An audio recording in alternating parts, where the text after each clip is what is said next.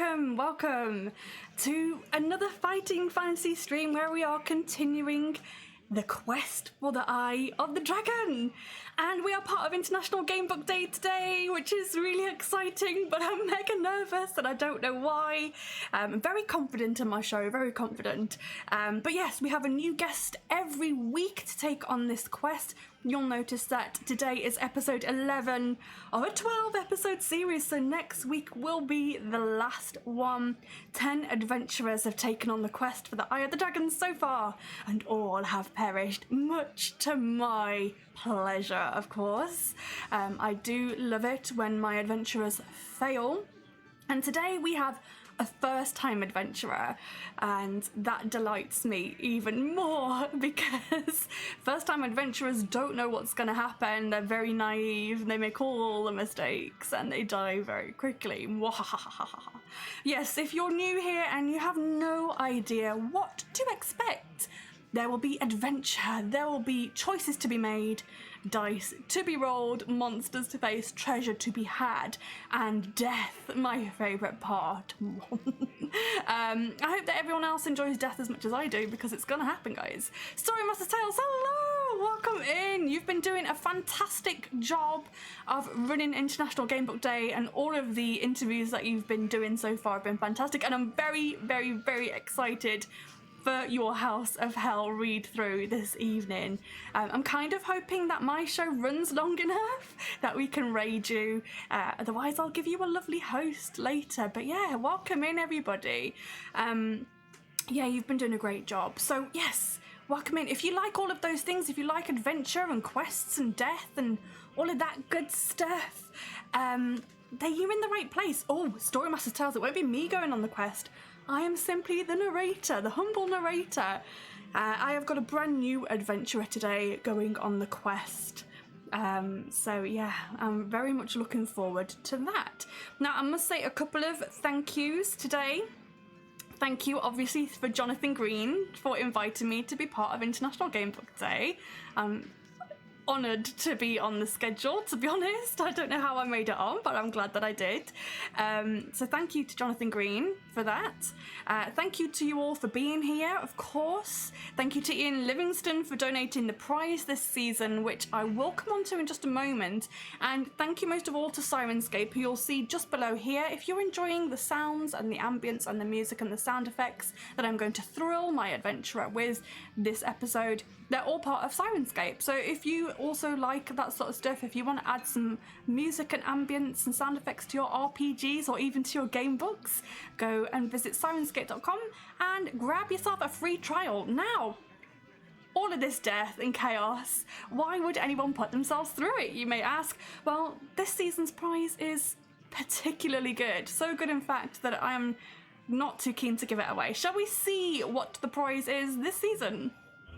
Hi guys, I just wanted to show you how cool the prize is for Season 3.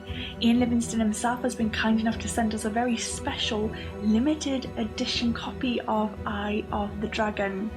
And if we take a look inside, he's even been kind enough to sign it for us as well.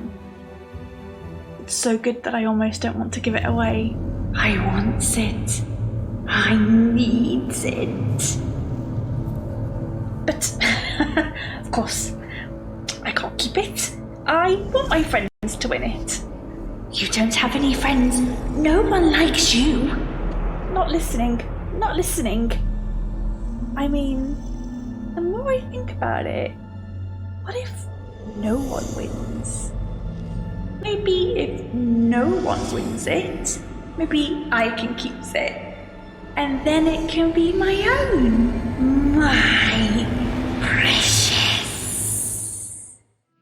So there's the prize. Isn't it amazing? Also, original Leo M, thank you. Happy International Gamebook Weekend.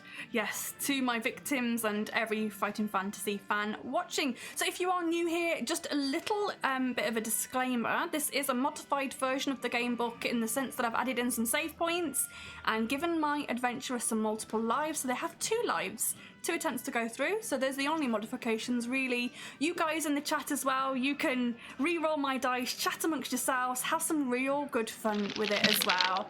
I also will say that even though this isn't a mature stream, obviously it's a nice, happy, friendly place to be, but there may be some fruity language, so it's not particularly child friendly, but I wouldn't class it as mature either, but there may be the odd bit of adult language. So if you have got young children watching, maybe just close their ears. But we do try to keep it to a minimum. We do try to be on our best behaviour, but the odd innuendo or swear does pop out occasionally, because it just does. So yeah, that's the only thing I need to mention really.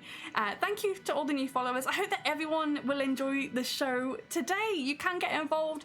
You can donate towards the bonus life. You can use your channel points to re-roll my dice, and you can also make me talk like my mum as well, which is always great fun. But yeah, just have a great time, and you can help my adventurer too. So as I mentioned before, 10 adventurers have been through and not made it. They've all perished in their quest for the Eye of the Dragon. Also, guys, I've got to say, you guys don't like Eye of the Dragon. Considering, you know, that poll that went up in the Facebook group, a lot of people have some very strong views about Eye of the Dragon, and Ian himself has said that it's not considered one of his best books. But I'm hoping that throughout this show that I can change your mind, because I'm thoroughly enjoying this book. So I'm hoping that you'll stick around. Also, this is a live show, so, and it does tend to run quite long. It's maybe 4 hours long, depending on how well my adventurer does. So you don't have to stick around for the whole thing, but I'd really appreciate it if you did. So yeah, without further ado, I have waffled on, but there was a lot to fit in there. Shall we meet today's guest? Let's meet them. Hello, guest. Greetings. Greetings. You look as scared as you should for a first-time adventurer. Yeah, you've got that deer in headlights look. So yeah, you're gonna be naive and you're gonna make all of the mistakes and you're gonna die very quickly. Probably. Raven Bears asks, which one will I play through after Eye of the Dragon? So I am considering Trial of Champions because we've already done Death Trap Dungeon, which we started in September last year, which was when I first started streaming Fighting Fantasy. So it will be a year since someone won Death Trap Dungeon, so it kind of makes sense to do Trial of Champions, I think. JS Redmond says, I enjoy Eye of the Dragon, good old-fashioned dungeon crawl. I agree, with some nice puzzles at the end. Not a classic, but found it fun. Yeah, I am loving it, and I think there's some great characters to meet along the way. Original Leo says, greetings to today's victim. So today's victim, please introduce yourself. I'll give you a shout-out in the chat here. Hello, I am Patch. I host Quest Junkies UK, the Twitch channel where I pretend to know how to be a dungeon master in Dungeons and Dragons. And also do some games. You do know how to DM a good game of Dungeons and Dragons. And I've got to say, I'm very much looking forward to our one-shot coming up. That's very, very true. I'm going to be an adventurer on Patch's one-shot. We're going to Darktoe, and I'm very excited. But yes, so that's where people can find you. You are a great streamer, I must say. So I'm hoping that people will go and give you a follow and fall in love with you during your quest today. What are you most looking forward to today? I know you've not played one of these before, so what are you expecting? I'm expecting the unexpected, because I think if you expect the unexpected, then you can't go wrong. That's a great way to approach this. Fantastic. Right, can everyone let me know in chat, are the sound levels okay? Can you hear the ambience? Can you hear me? And can you hear Patch okay? I always worry about sound, so hopefully it's okay. But yes, I am very much looking forward to sending you through the dungeon today. Now you'll notice, guys, there's a couple of things underneath Patch. There's 2 hearts and space for another heart. So he will get 2 lives, so 2 attempts to go through the adventure. And you guys, if you hit the bonus life dono goal at the top here, it's just £10 for a bonus life. He can have 1 bonus life, which gives him another attempt to go through. So you can contribute a little bit to the £10, or you can give the £10, whatever you feel, if you feel he deserves it. It will prolong the adventure nicely. And you'll also notice there's a timer in the very bottom corner as well. I use the timer to keep track of save points, which I mentioned earlier. So there you go, there's a timer. I won't start that until Patch makes his very first decision. Why can't I say decision without saying decision? I'm rubbish at speaking sometimes. Slipping into Sean Connery, I do it all the time. Decisions to be made. So yeah, you'll notice there's a timer there. It's just to take a note of the save points, and also if he does make it out, the time that he makes it out in will go onto a leaderboard. Now that leaderboard is empty, no one's made it out yet, so if you make it out, you're pretty much guaranteed to win, I think. So yeah, those are the only things to note. Shall we meet your adventurer and roll some stats? Yeah, just before we do get started, Okay. Your audio is cutting out a little bit on the Discord side. It's fine on the stream side. I think it's it's the problem I've had before. It is let me find it. We had this problem a few weeks back, and then I haven't had the problem since, so... Is it have you got the automatically determined input sensitivity thing on? Possibly. Let me check that. I'm just going to cut away to this screen so that people don't see the wonderfulness that is the magic you don't see the magic of Discord, but we are going to just tweak that. Let's have a little look. Automatically determined. Yes, I have. I can take that off. How's that for you? Is that a bit better? So there should be a little thing underneath it now where you can move the little box. Yeah. Put that right to the bottom. Put it right to the bottom. Yeah. All the way down here. There, like that. The very, very bottom. The very bottom. Should. That's what I've done to fix it in the past. Okay, so I've taken off automatically determined sensitivity. Yeah. What else is there? Sorry, is it at the very bottom or is it? No, just right directly underneath. Directly underneath. There's a bar. Little bar with a thing that you can pull. And we pull that all the way to the bottom. All the way to the bottom. Okay, well, let's give that a go. Sorry for the tech issues, guys. We are back. Ready for singing. Oh, no. Okay, we're not back just yet. There we go. Yeah. Magic of Discord, guys. Magic of Discord. Ready for singing says, have a wonderful stream. Thank you, I shall. We're part of International Gamebook Day today, so I'm a little bit nervous, but we're all good. We're all good. Okay, so let's meet your adventurer and roll some stats. Who are you playing today? Today, I shall be portraying the role of Kane Zoran. Okay. Any particular reason for the name, Kane, today? It's a name that I've been trying to come up with a D&D character to use at some point. I mean, I don't get to play D&D often. I'm usually running it, so... Tell you what. You might see the light of day someday. The amount of characters that I have created and not used is insane. Anyway, let's see what their stats are. So first off, we need some skill for you. So roll one of your dice and add 6. 9. Okay, so that's a total of 9 skill. Stamina, roll both dice and add 12. Ooh. Maths. 19. 19 stamina. Okay, and your luck is just 1 dice and add 6 again. Ooh, 6 and 6, 12. Oh, very nice. So you are okay skilled. You're like average skill with the sword. You're quite healthy and you're very lucky.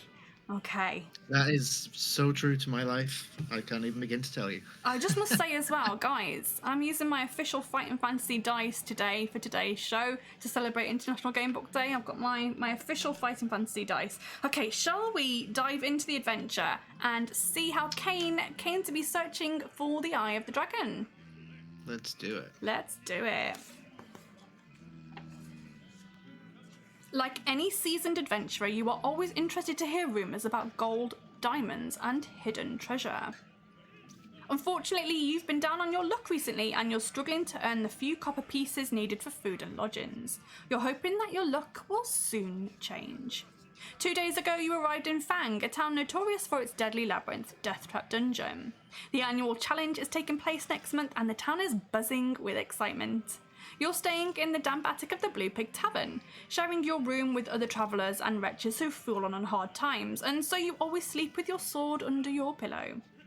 One night, A stranger enters the room and slumps down on the bed opposite you. Lit by the pale moonlight coming through the single window, you see that he's a tall, thick-set man in dark robes that hide all but his eyes. The amount of dirt and dust on his clothes show that he has travelled far. You're intrigued by the stranger and you offer him a drink from your flask, which he accepts with a grunt. He introduces himself as Henry Delacour and he tells you of his recent adventures and how he almost lost his life in search of a legendary item of treasure. Naturally, you're excited to hear about the treasure and you offer him another drink in the hope of gaining some more information. He goes on to tell you of his 5-year search for a metre-high solid gold dragon with jewelled eyes. He describes in detail how he finally found the underground labyrinth that led to the golden dragon. He tells you of all the monsters he killed in the labyrinth to reach the dragon, and how he even entered the room in which it had been hidden for years. He smiles as he recalls the pleasure of first sighting the dragon, but tells of how angry he became when he noticed that the jewelled eyes were missing. He'd been told that without the eyes the dragon could not be touched, as it would mean instant death. He was not sure if that was true or not, but he did not dare find out for himself. He left the room without touching the dragon and began to search the labyrinth in the hope of finding the 2 emerald eyes. The search almost cost him his life when he entered a cave and was attacked by a 2-headed troll some 3 meters tall. Having survived the battle, he decided to give up his quest, as gold was of no use to a dead man. You tell him that you're an adventurer like himself, and that you would dearly like to finish his quest. You ask him to tell you where the labyrinth is located. He replies that he will, on the condition that if you find the gold dragon, you'll bring it back to him and share the spoils of its sale. I promise you it's worth more than all the gold in Deathtrap Dungeon, so there'll be plenty of wealth for the both of us, he says convincingly. At a guess, I'd say it's worth 335,000 gold pieces. You assure him that if you succeed, you will definitely return. In that case, you won't mind drinking this, he says gleefully while handing you a small glass bottle of purple liquid. You ask him what it is and he tells you that it's a slow-acting poison, and unless you return to him for the antidote within 14 days, you will die. You snatch the bottle from him, stare at him coldly, and you drink the liquid in one gulp. He then produces a map that shows the way through Darkwood Forest to a Woodcutters Hut. Inside there are stairs leading down from a trapdoor to an underground labyrinth. At that point the map ends, although he warned you that the passageways are inhabited by violent, evil people and fearsome creatures. He then lies down on his bed and goes to sleep exhausted. You try to sleep yourself but are restless and can think only about the dangerous adventure that awaits you. In the morning the mysterious stranger hands you a small leather pouch. Inside you find a large emerald cut into the shape of an eye. I found one. I hope you find the other. Here, take it. You'll fail without it. I'll wait for you here, but remember 2 things. 1, you have 14 days to return and no more. 2, find the matching emerald to the one I gave you and place both in their eye sockets before you touch the dragon itself, he says very seriously. Before setting off for Darkwood Forest, you fill your backpack with provisions. So you should have 10 provisions. Mm-hmm. You can eat those at any time as long as you're not in battle, and they'll restore 4 stamina each. You put the leather pouch and 10 gold pieces in your pocket, and you say goodbye to Henry Delacour. Good luck, he says. You'll need it. And then the huge balding man extends his hand and doesn't so much shake yours as crush it. His icy blue eyes stare out from his chubby face, watching you carefully. Although he's smiling, there's something in his eyes that makes you feel uncomfortable and unwilling to trust him. But it's too late now. You set off and you look back only once to see him leaning against the doorway of the Blue Pig Tavern. Is there a golden dragon? Are you being slowly poisoned? And what is it about Henry Delacour that makes you feel so ill at ease? No doubt all these questions will be answered in the coming days. Okay, Patch, can you tell me, am I still cutting out or has that issue been resolved? Nope, it's all wicked. Excellent. Billy and Babble, yay for high luck. Thank you. Original Leo says, let's hope that someone can finally deprive you of your precious prize. I bloody hope not. I don't think a 9 skill is going to be the run that does it. No, trumpet will me either. So just a note as well, as you're a new adventurer, just to note, you can never exceed your initial scores. So you'll never be able to go above 9 skill, unfortunately, unless something specifically says add it to your initial stat. Okay. Cool, so let's travel, shall we? Let's go. Let's travel. And I'm going to get ready to start the timer very shortly. The 3-day trek across the pagan plains to Darkwood Forest is exhausting. It passes without incident apart from an attack by 2 wild dogs that you quickly dispatch with your sword. The most memorable sight on the journey is the view to the east of Firetop Mountain with its distinctive red peak rising sharply up to the sky. You pass by the dwarf village of Stonebridge. You cross the Red River and finally enter Darkwood Forest. You follow the map through the foreboding forest and finally arrive at the Woodcutters Hut nearly 5 days after leaving Henry Delacour at the Blue Pig Tavern in Fang. Despite feeling tired and hungry, seeing the Woodcutters Hut is a real boost to your spirits. The small hut is made of oak and its front door is open. You poke your head through the door and you shout hello in the hope of seeing the woodcutter, but the piles of dirt and debris on the floor tell you he is long gone. In the far corner of the hut you see a wood-burning stove, and underneath a dirty rug you discover a trapdoor. You lift it up and you see wooden steps leading down into the gloom below. Would you like to search the hut first or descend straight down the steps? Well, I'm not one to back away from adventure. Let's go down. You're going down straight into the dungeon? Okay, let's go down. Page 69. So I'm going to be giving you some page numbers. You can write them down on your, just in the column of your adventure sheet or on your map, whatever you want to do. I do tend to lose my way. The stairs lead down into a gloomy stone-walled corridor that is lit by a few flickering torches. In the dim light, you see that there is thick slime dripping down the walls. There's an unpleasant stench in the air, and you hear a scampering noise, and look down to see rats running across the muddy floor in front of you. Ahead, the corridor soon splits at a junction. Would you like to go left or right? Oh boy. Oh boy. Let's start with left. Merklin says left, always left. Okay. We're going to go left to page 186. If people do want to give clues as well, if you can do them cryptically, that would be great. I love a cryptic clue. After turning sharply right, so you've gone left and now it turns sharply right, the corridor soon ends at a large oak door with ornate iron hinges. The door is firmly shut. Do you want to try and force open the door? Or save your energy, return to the last junction and continue on? Well, there's no greater mystery than a locked door, so let's try the door. Let's try the door, page 389. You take a step back before charging at the door. Roll 2 dice. First dice roll. Adding them together? Yeah, just add both of them together. Yep, so that's a 10. Okay, that is greater than your skill score. The door does not give way. All you succeed in doing is injuring your shoulder. You must lose 1 stamina point. Okay. Do you want to try again, or choose to turn to the junction in the corridor? I think I've learned my lesson. You think you've learned your lesson? Okay, go back.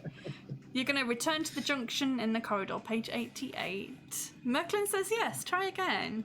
Okay. But you have decided to go back to page 88. You turn left into another similarly dark corridor. This passage turns a sharp left and then continues straight on, soon arriving at a doorway in the right-hand wall. So you've passed where you first came in, you've gone straight on. It's turned left and then left again. And you arrive at a doorway in the right-hand wall. You press your ear to the large oak door and you hear the sound of somebody humming. Do you want to open the door or walk on?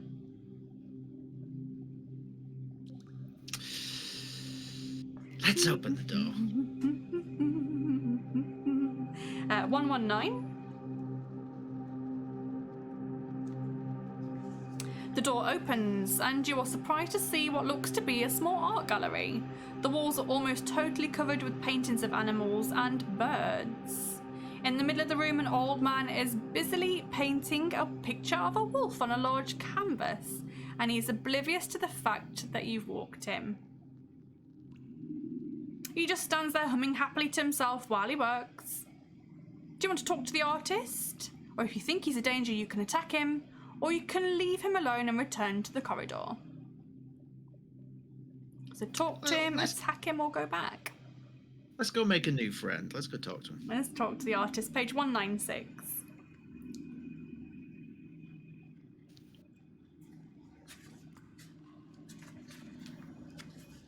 You cough to get the attention of the old man, who then puts down his brush to look at you. He inquires if he can be of assistance, and you ask him if he knows the whereabouts of the emerald eye you're seeking. He tugs on his beard and shakes his head. "Oh, we don't speak about the eye of the dragon here," he says nervously. "Most of those who've come down here looking for treasure in the dungeons, they've never been seen again. Can't help you, I'm afraid. But would you like to buy my painting of a lovely owl?" He asks enthusiastically. "I only want 5 gold pieces for it. Do you wish to buy the small painting and pay the price, or leave without buying the painting?" I don't like how you said the phrase "pay the price." I think we're gonna leave without buying the painting. Page 236. Okay.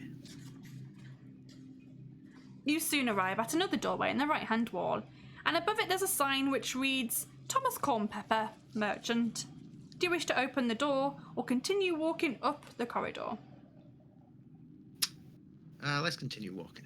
Okay, no merchant for you. 262.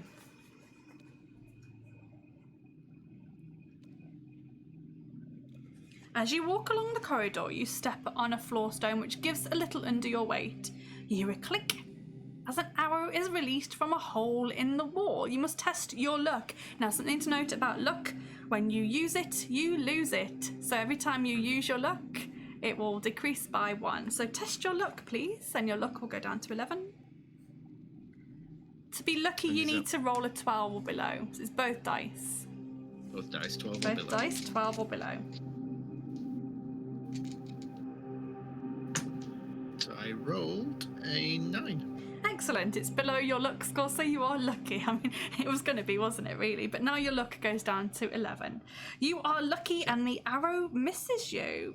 You continue on up the corridor to page 59.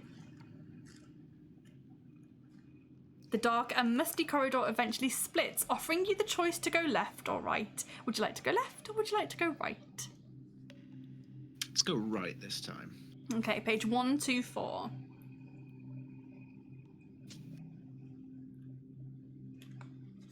The corridor makes a sharp turn to the right, and once around the bend, you're forced to stop at a deep pit. A rope hangs down from the ceiling over the pit, over the centre of the pit. You can just about reach it with your sword. Do you want to try to swing over the pit on the rope, or would you rather try to jump over the pit? So swing or jump. I'm feeling a bit like I want to show off a bit. Let's go for the rope. Let's do a bit of acrobatics. Okay, 74 to swing. You grab hold of the rope. You walk back with it as far as you can, and then you run up to the edge of the pit with great speed, and you swing across to page 190. You just manage to scramble to the other side of the pit. As you land, some small stones are dislodged and fall back into the dark pit, and you hear some shuffling sounds below, and you wonder what kind of creature lurks in the shadows. Not staying to find out, you hurry on up the corridor to page 98. You continue along the dimly lit corridor until you come to another doorway in the left-hand wall. The door is unlocked. Do you want to open the door or carry on without further delay? Let's open the door. Open the door to page 167. The door opens into a marble-floored room, in the middle of which stands an ornate stone table. 2 shining breastplates lie on top of the table, one made of bronze, one made of iron. Do you want to try on the bronze breastplate, the iron breastplate, or neither of them? If you do not wish to try on either, you can leave the room and continue on up the corridor. I'm feeling trying something on. Let's try the bronze. Play it on. Bronze, page 3.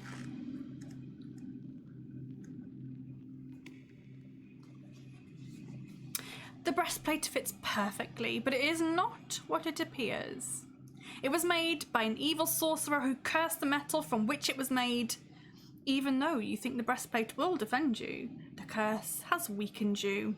Lose 1 skill point, 1 luck point, and 3 stamina points. Oof. Curse my greed. Yikes. It's fine. I'm sure it's fine.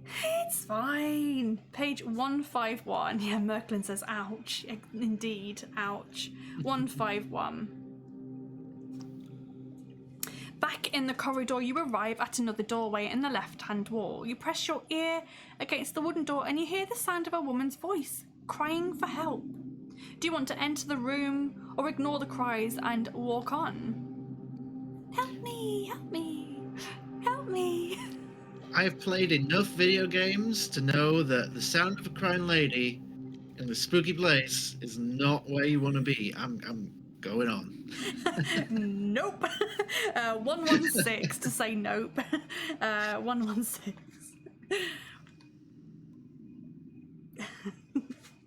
You walk hastily up the corridor and you see an iron gate in the right-hand wall. Through the bars, you can see a room which is painted entirely green. Even the tables and chairs are painted green. The room is filled with hundreds of tall plants, which give off an unpleasant smell. Do you want to open the gate and enter the room, or keep on walking up the corridor? I am curious about all the green stuff. Yeah, let's take a look. Let's take a look. Enter the room, page 343. Everyone in here is being so quiet. Remember, guys, this is live. You can really get involved here, and you can re-roll dice. You can offer cryptic clues. Get involved. Have fun. As you enter the room, shout at me in Slim is going the wrong way. God damn it! As you enter the room, you hear a rustling noise, and you see some of the leaves move. You draw your sword and prepare yourself for combat. Suddenly, a small, sinewy green gremlin jumps out in front of you, brandishing a short sword. He's bare-chested and is only wearing a loincloth. He crouches down and leaps high into the air, straight at you, screaming at the top of his scratchy voice. We've got our first combat, guys. First combat. You're going to fight with a gremlin. He has a skill of 4 and a stamina of 3. So when we fight, we roll both of our dice and add our skill score. So I will add it for the gremlin. You just roll for yourself. I'll roll first and give my results, and then you can roll yours. That gives people a chance to re-roll if they want to. But for now, let us get into battle. Okay, gremlin only has a skill of 4 and a stamina of 3. So let's see. I rolled a 12. Okay.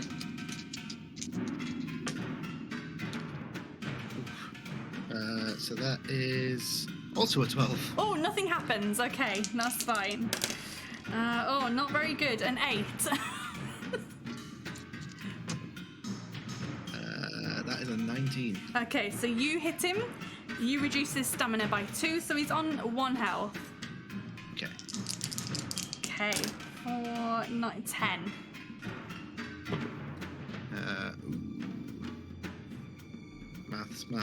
Maths. 13. 13. Wonderful. You kill him. Hey. Battle is done. If you defeat the nasty little creature, turn to 395. Hidden by the plants at the back of the room, you find a wooden cupboard fixed to the wall. It's also painted green. You open the cupboard and you see a small jar on the shelf.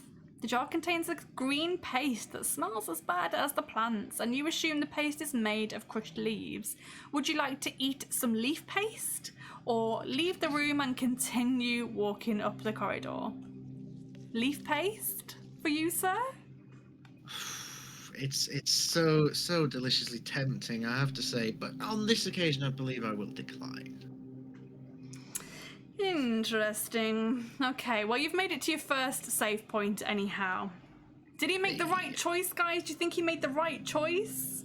The green room. That's page 142 we're going to next. To leave the room, you've made it to 13 minutes 50 seconds. Woohoo! You have a skill of 8. JS Redmond says, been great watching, wasn't aware of your channel, so we'll make sure to tune in for the next playthrough. Thank you. Next week is actually going to be our last episode of the season, and then there'll probably be a month's break because I really want to take a little holiday and I need to get next season prepped, get the clips reel done, get Patch here to make me a trailer because he makes cool stuff. But yes, we will aim to be back maybe at the start of October with the next season. So yeah, there's loads on YouTube as well, so go and check me out on YouTube. I'll just pop the link in here if you want some more content. We've done Death Trap Dungeon, we've done Forest of Doom, we've also done House of Hell, which was our Halloween special, and we also did Jonathan Green's "'Twas the Krampus Night Before Christmas," which is our Christmas special, and that was really good fun as well. So if you like my show and want more content, then go and check that out. Give me a little subscribe. That would be lovely, thank you. But yes, next week, same time, will be our very last episode of this season. So yeah, thank you for tuning in. I'm glad that you've enjoyed this. Okay, your stamina, what's your stamina at the moment, please? It's currently at 15. 15. And your luck is 10. Yep. And you still have 10 provisions. Cool. Sounds exciting. We'll tune in for sure. So no worries, thank you. And realise that there is more cool interviews and stuff happening very soon, so I expect that a lot of you guys will head off. But remember, this is live. This is live, so I'd really love it if you could stick around. But obviously I understand that there is awesome content happening at 2 and 3 and 4 and all throughout the day. So yeah, anyhow, let's get back into the adventure. We're heading over to page 142.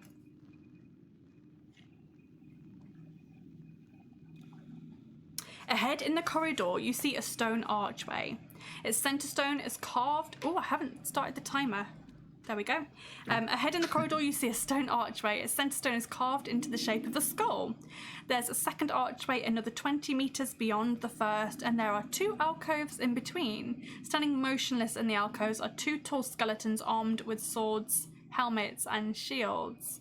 With your sword drawn, you step slowly under the first archway, and as you do so, the skeletons' heads crane towards you. Do you want to try to run past them or stand and fight? I don't think I would last long standing and fight. We're going to try and go past. Okay, run past them, page 403. 403. As you run past the skeletons, they both take a swipe at you with their swords. Test your luck. So roll both dice. You need to roll a 10 or below to be lucky. Uh-oh, I know. 5.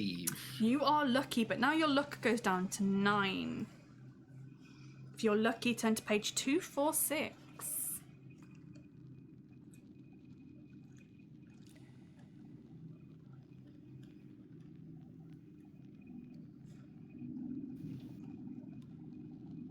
You are too quick for the skeletons, and their swords slice through the air but fail to hit you. Without looking behind you, you run through the second alcove and on down the corridor. Page 134.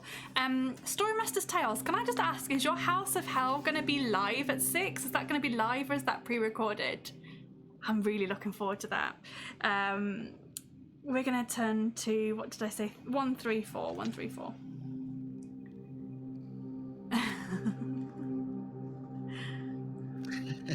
I mean, hopefully Quest will die. In the left, I mean, not doing so well so far. Not dead yet though, but hasn't really found anything. So We'll see. In the left-hand wall of the corridor, you see a door which has been painted red. You can hear laughter coming from the other side. It sounds like a man chuckling to himself. Do you wish to open the door and find out what's so funny, or would you rather just walk on? Well, the last coloured room we went to was quite nice, so yeah, let's try another colour. Let's head on in. Open the door, page 374.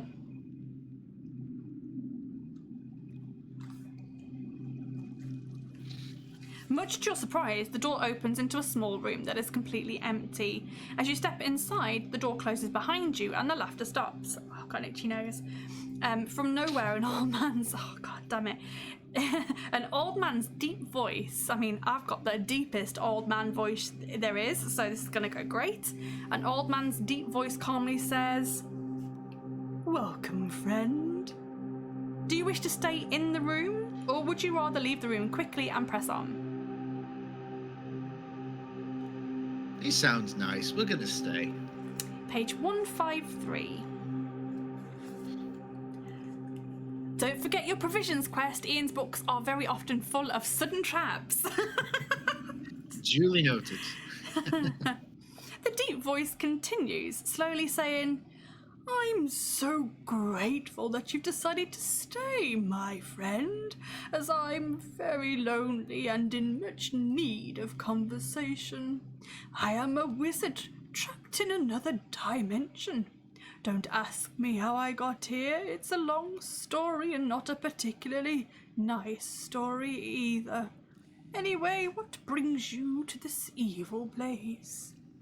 Do you want to tell the wizard about your quest for the golden dragon, or make a polite excuse and leave the room?"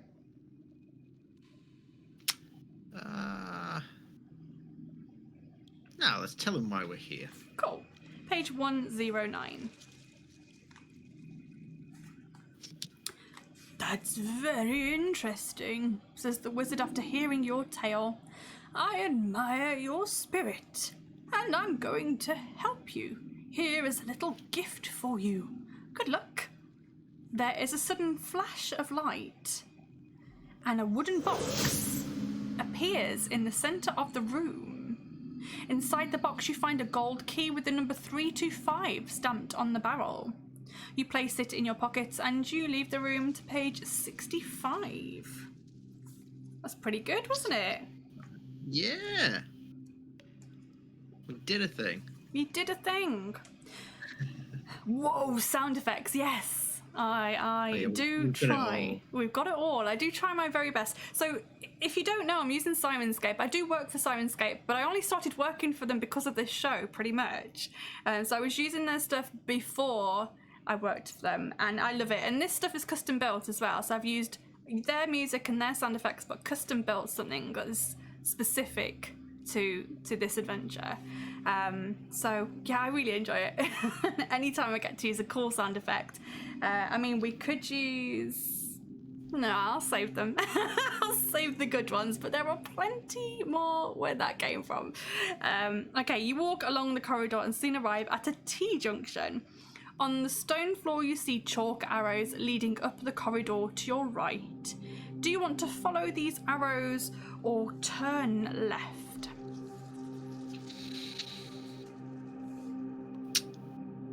I say... There's a phrase on this channel, is there not? In regards to turning certain directions. I don't know, is there? Some sort of... Is it... Do I recall this correctly? Going west? Let me pop that in there for you. Let's see if west does anything, shall we? Would you like to go west? So that's left. What? So you don't want to follow the arrows? Even though Merklin says go right. Let's... Merklin is really trying to help you here, and you're just ignoring them. Okay, we'll go right. I'll stop being ignorant. Okay, you see some chalk arrows leading up the corridor to the right. You're going to go right. You're going to ignore the go west command. That never happened. You're going to follow the arrows to 387.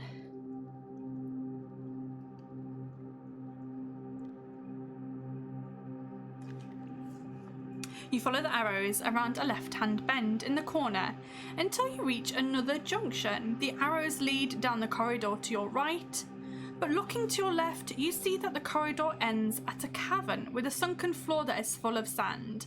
Several objects are sticking out of the sand, but it's hard to tell what they are. There is a shovel lying on the sand in the centre of the pit. Do you want to grab the shovel and dig out the shiny objects from the sand, or continue to follow the arrows? Let's try the shovel. Excellent. No one has tried the shovel yet. Page 290. Oh boy. If you liked those sound effects before, you're going to bloody love this one. You walk no more than 3 paces before the sand starts to rise in a long line, as though something is swimming just beneath the surface. Suddenly, something breaks free from the sand and roars in the air.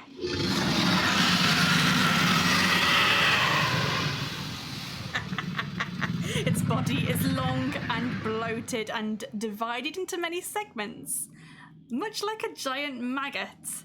Its head does not have eyes, but powerful scent glands above its enormous mouth, which is lined with spiked teeth. The giant sandworm has not eaten in 4 weeks and intends to feast on you. You must fight to save your life. Do you have a crystal blade dagger? No.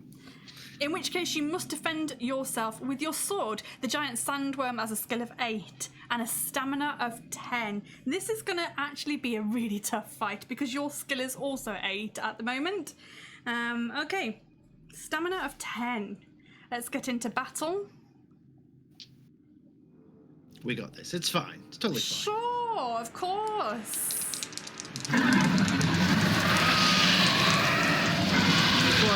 Boy, nice doggy. 14.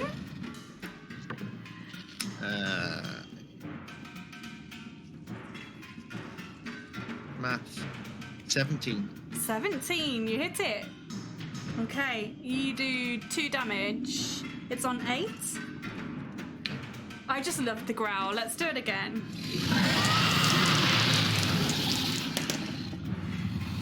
15.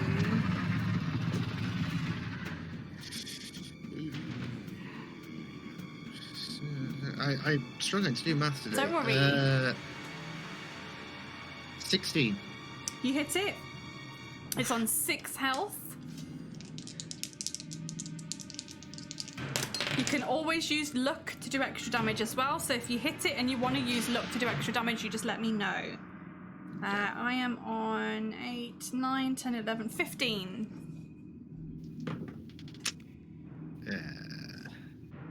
15. Oh, nothing happens.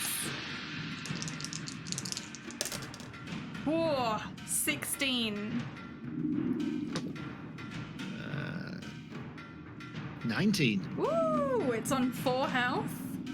Can I try luck? Of course you can. You need to roll a 9 or below to do some extra damage. 8. Oof, okay, so your luck goes down to 8, but you've inflicted a more severe wound. It's now on 2 stamina as it starts to bleed out. Hell yeah. Oh, I am on 19 here. Yes, I'll be with you in a minute. That's not going to be it, I don't think. No, 16. Oh, it deals 2 damage to you. Okay.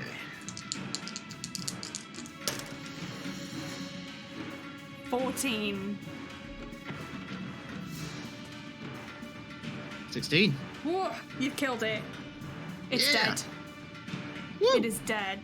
Okay, and you have reached another save point. Woof. That. You're the only person so far to fight the sandworm, hence why I'm making so much use of the worm growls there, because no one else has done it. If you win, turn to page 47, so we'll make a note of that. You've made it to 25-25. Well, hey. That's pretty damn lucky, isn't it? What's your stamina on at the moment, please? 13. 13. Okay. Look of 8. Still got 10 provisions. You can eat a provision now if you wish. Yeah, let's do that. Sure. It gives you 4 stamina, so. All right. Okay, let's see what happens to you on page 47. Raven Bear says, eat! Eat! Nom, nom, nom, nom, nom, nom, nom. You pick up the shovel and continue to you commence digging in the sand pit. 30 minutes of digging yields an old wooden chest, a leather-bound book with most of its pages ripped out, and a broken chair, a torn flag bearing the symbol of a wolf's head, and a wooden staff. Do you want to open the wooden chest, open the book, or strike the staff on the floor? Ooh. What do we think, chat? What do we think?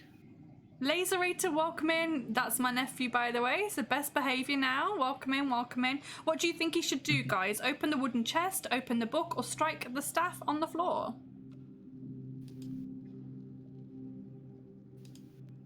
Stream is going really well. How is stream going? Stream is going really, really well today, thank you. Hope you're having a good day. Merklin says open the chest. No one's done this bit yet, so we really have no idea what any of this stuff does.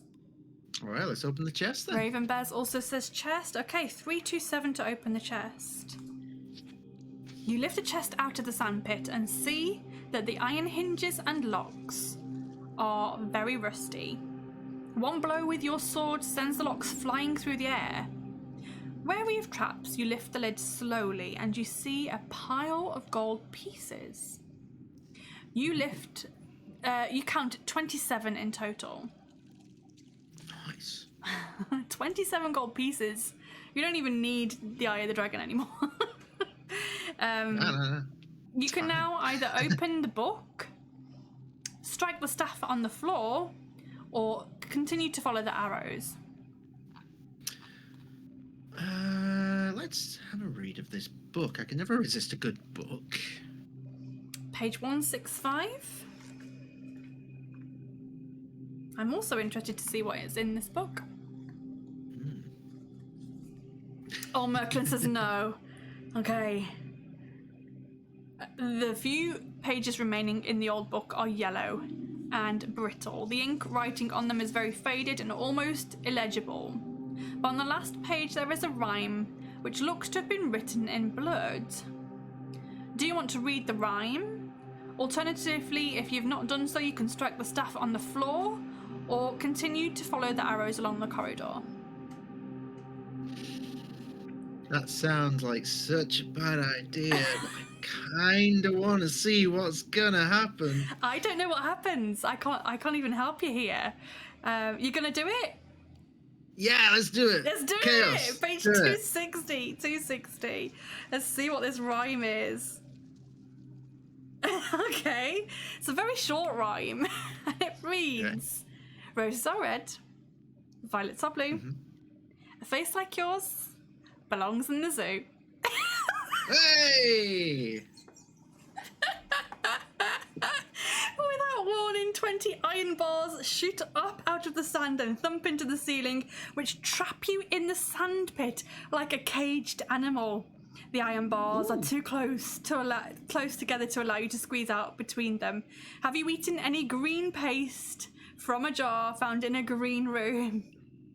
Yeah, about that. I didn't know. If you've not eaten this paste, turn to page 338. Oh no. Actually, didn't Chibi do this on the very first episode? Maybe Chibi did this. Because this is a little familiar. There appears to be no way out of the cavern. You pull at the iron bars with all your might, but your efforts are futile. There is no way out. You realise that you'll perish once your food and water eventually run out, and when the poison that you took in the Blue Pig Tavern has its full effect on you. Your adventure, my friend, ends here.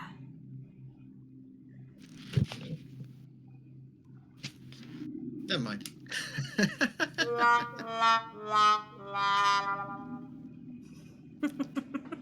Perfect. Thanks. I remembered someone loved the pesto. Yes, a lot of people have eaten the pesto and really enjoyed it. So, guys, you'll see that Patch, Quest Junkies, still has 1 heart left, which means they can attempt their adventure again. If you want to, the link has just come up there for the bonus life. Very nicely timed there. If anyone wants to donate £10 or contribute towards £10, it doesn't have to be the whole lot, but if someone wants to contribute to that, once we hit this goal, I will give Quest Junkies a bonus life, which means they'll get an extra try to go through. But yeah, that is 1 life down, 1 life down. So where would you like to return to? You can return to the start if you want to. You can return to the green room. You can return to where you first just defeated the worm. Which would you like to choose from? Back to the start, the green room, or defeating the worm? So just a few minutes ago.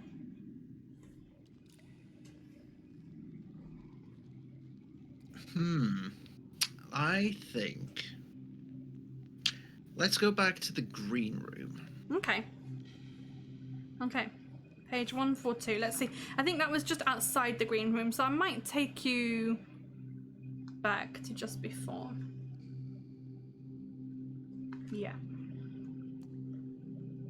Let me see if I can find him.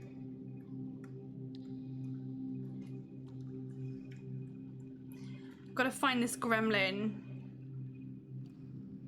which is really handy because there is a picture of him in the book. I'm going to cheat a tiny bit and take you back to where you defeated the gremlin, if I can find him. Does anyone know? Wishwise says gremlin. How are you, Wishwise? Long time no see. Let me see if I can find him. How are you finding the adventure so far, and how are people enjoying it? Do we think you're doing well? Are you having a great time? I'm really enjoying it, yeah. Good. I was wondering if I would get the record for quickest death. No, I don't think. I think Becca got that, actually. I think Becca got quickest death. No, by no means quick at all. I'm trying to find the gremlin. I won't make you fight him again, I promise. Fighting fantasy books are brutal, yeah, they are, and this one is particularly brutal. But that's why I chose it, because the prize is so good. I do not want the adventurer to win. I'm just trying to find the gremlin that you defeated. I hope everyone's having a great Fighting Fantasy weekend. Yeah, what have been some of your highlights, guys, in the chat? What have been your highlights so far of International Gamebook? I'm going to call it Gamebook Weekend because it wasn't just one day. What have been your highlights? I'm trying to find the... Here he is. Here's the gremlin. The creature would be 395. 395. Let's take you back to there. And we'll go back to... The time will be 13 minutes 50 seconds, where you had a skill of 8, a luck of 10, and 10 provisions, and you come back with full stamina. So that would be nice. Let me just edit the time there. I expect that people will head off soon because there is an interview starting at 2. Highlight, there are several. I actually haven't managed to catch much of it because I was working yesterday, but I went back and watched the interview about Fabled Lands, because those are some books that I've got that I started to play through and never finished, and I'm just about to buy the early access to the game on Steam because I think that'll be really cool. I'm just editing the timer here, which takes me a little bit of time. I'm very much looking forward to House of Hell tonight. Really, really looking forward to that. Biggest one involving winning an argument about magic versus combat. Oh, okay, cool. Completed Caverns of the Snow Witch for the first time. I'm thinking I might do that possibly as our Christmas one, maybe? I've got it, I just haven't played it. Okay, we're going back to 13 minutes 50. Bit of a misnomer, as you're only in the caverns for about a third of the book. Oh, okay. Lone Wolf was your preferred RNG series? Yeah. A lot of people have said Lone Wolf is their favourite. I've never tried a Lone Wolf book, so Perhaps I need to go and try those.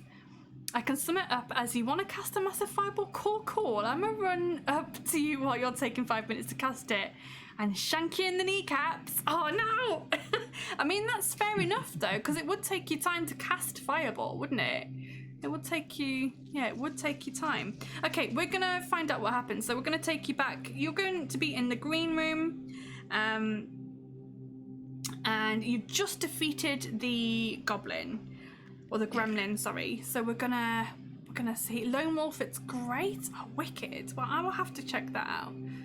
I'll have to. Which one is your favourite out of the Lone Wolf series, guys? I'd love to know. And Merklin advises you to eat the paste. That's what we're going to do. Okay, let's see what happens then. Hidden by the plants at the back of the wall, you find a wooden cupboard fixed to the wall. It's also painted green. You open the cupboard and you see a small jar on the shelf. The jar contains a green paste that smells as bad as the plants. You assume the paste is made of crushed leaves. If you want to eat some of the leaf paste, you can, or you can leave the room and continue walking up the corridor. Let's eat the paste. Eat the paste. 278.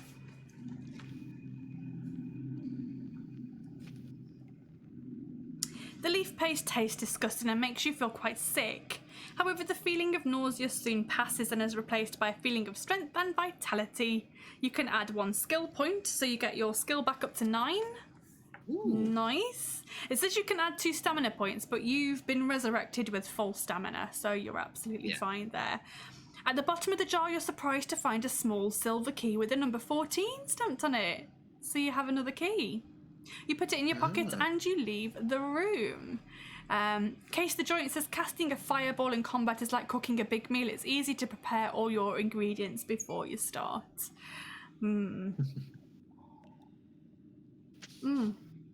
Nice. Okay, so you've eaten that. Page 142. 142. Ahead in the corridor, you see a stone archway. Its centre stone is carved into the shape of a skull. There is a second archway, another 20 metres beyond the first, and there are 2 alcoves in between. Standing motionless in the alcoves are 2 tall skeletons armed with swords, helmets, and shields. With your sword drawn, you step slowly under the first archway. As you do so, the skeletons' heads crane towards you. Do you want to run past them or stand and fight? Well, it might be the green paste going to my head, but I'm feeling a bit cocky now. Let's go. Let's stand and fight. Stand and fight. Okay, page 45. 45. Also, Uber, welcome in. I hope you're well. In slow, jerky steps, the skeletons advance towards you. Their mouths hang open as if they are screaming a silent battle cry. Fortunately, the corridor is narrow and you can fight them one at a time. So the first one has a skill of 6 and a stamina of 5. The second one has a skill of 5 and a stamina of 6. So you're going to fight them one at a time. Let's get into battle, shall we? All right, let's do it. Let's do it. I have got 12.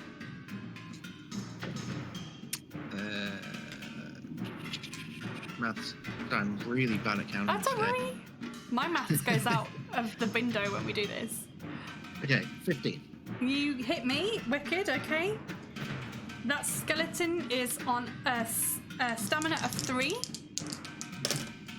Ooh, 9, 15 here.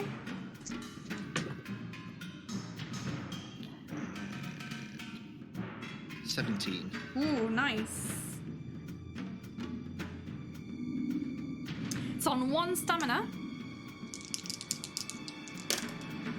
Ooh, I got a 12, an 18. No. Oh no! Dice has gone somewhere.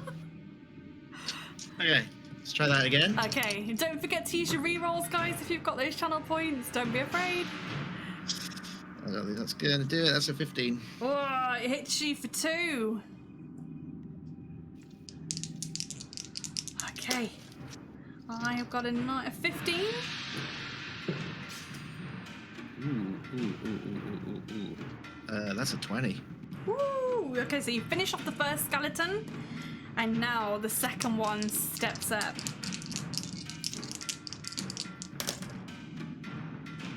You rolled an 8. You must have stumbled on a rock or something. That's a 19. Okay, you hit him. It's on a stamina of 4.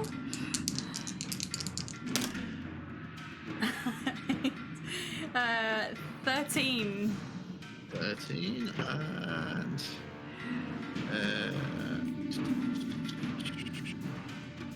16. Okay, it's on 2 stamina. You only need to hit it one more time. Let's do it. 9, 14. 17. You finish it off. Way. Oh man. We're gonna call that a save point there. Laserate, talk like your mum. So I can't do it because you'll tell your nan. I can't do it because it means I'll talk like my mum, which is your nan, and she cannot know that I do this. She'll kill me. So we're not doing that today. I should probably turn that off. Okay, you've made it to 18 minutes 54 seconds. Got a skill of 9. What's your stamina on, please? My stamina is on 16. 16. Your luck is 8. How many provisions do you have? Is it 9? Yes. 9 provisions. Okie dokie. Right, if you win, turn to page 309. No, don't ask people to redeem it. Don't. We're not doing that today. You can't tell your nan that I do that. It's embarrassing, isn't it? The joys of streaming. Yep. One of the skeletons was wearing a helmet which is etched with mysterious runes. The helmet is made of heavy iron and you think it might have magical properties. Would you like to wear it or walk on without it? Well, you know, I'm having a bit of a bad hair day, so let's cover that up with this obviously not cursed helmet. Merklin says without.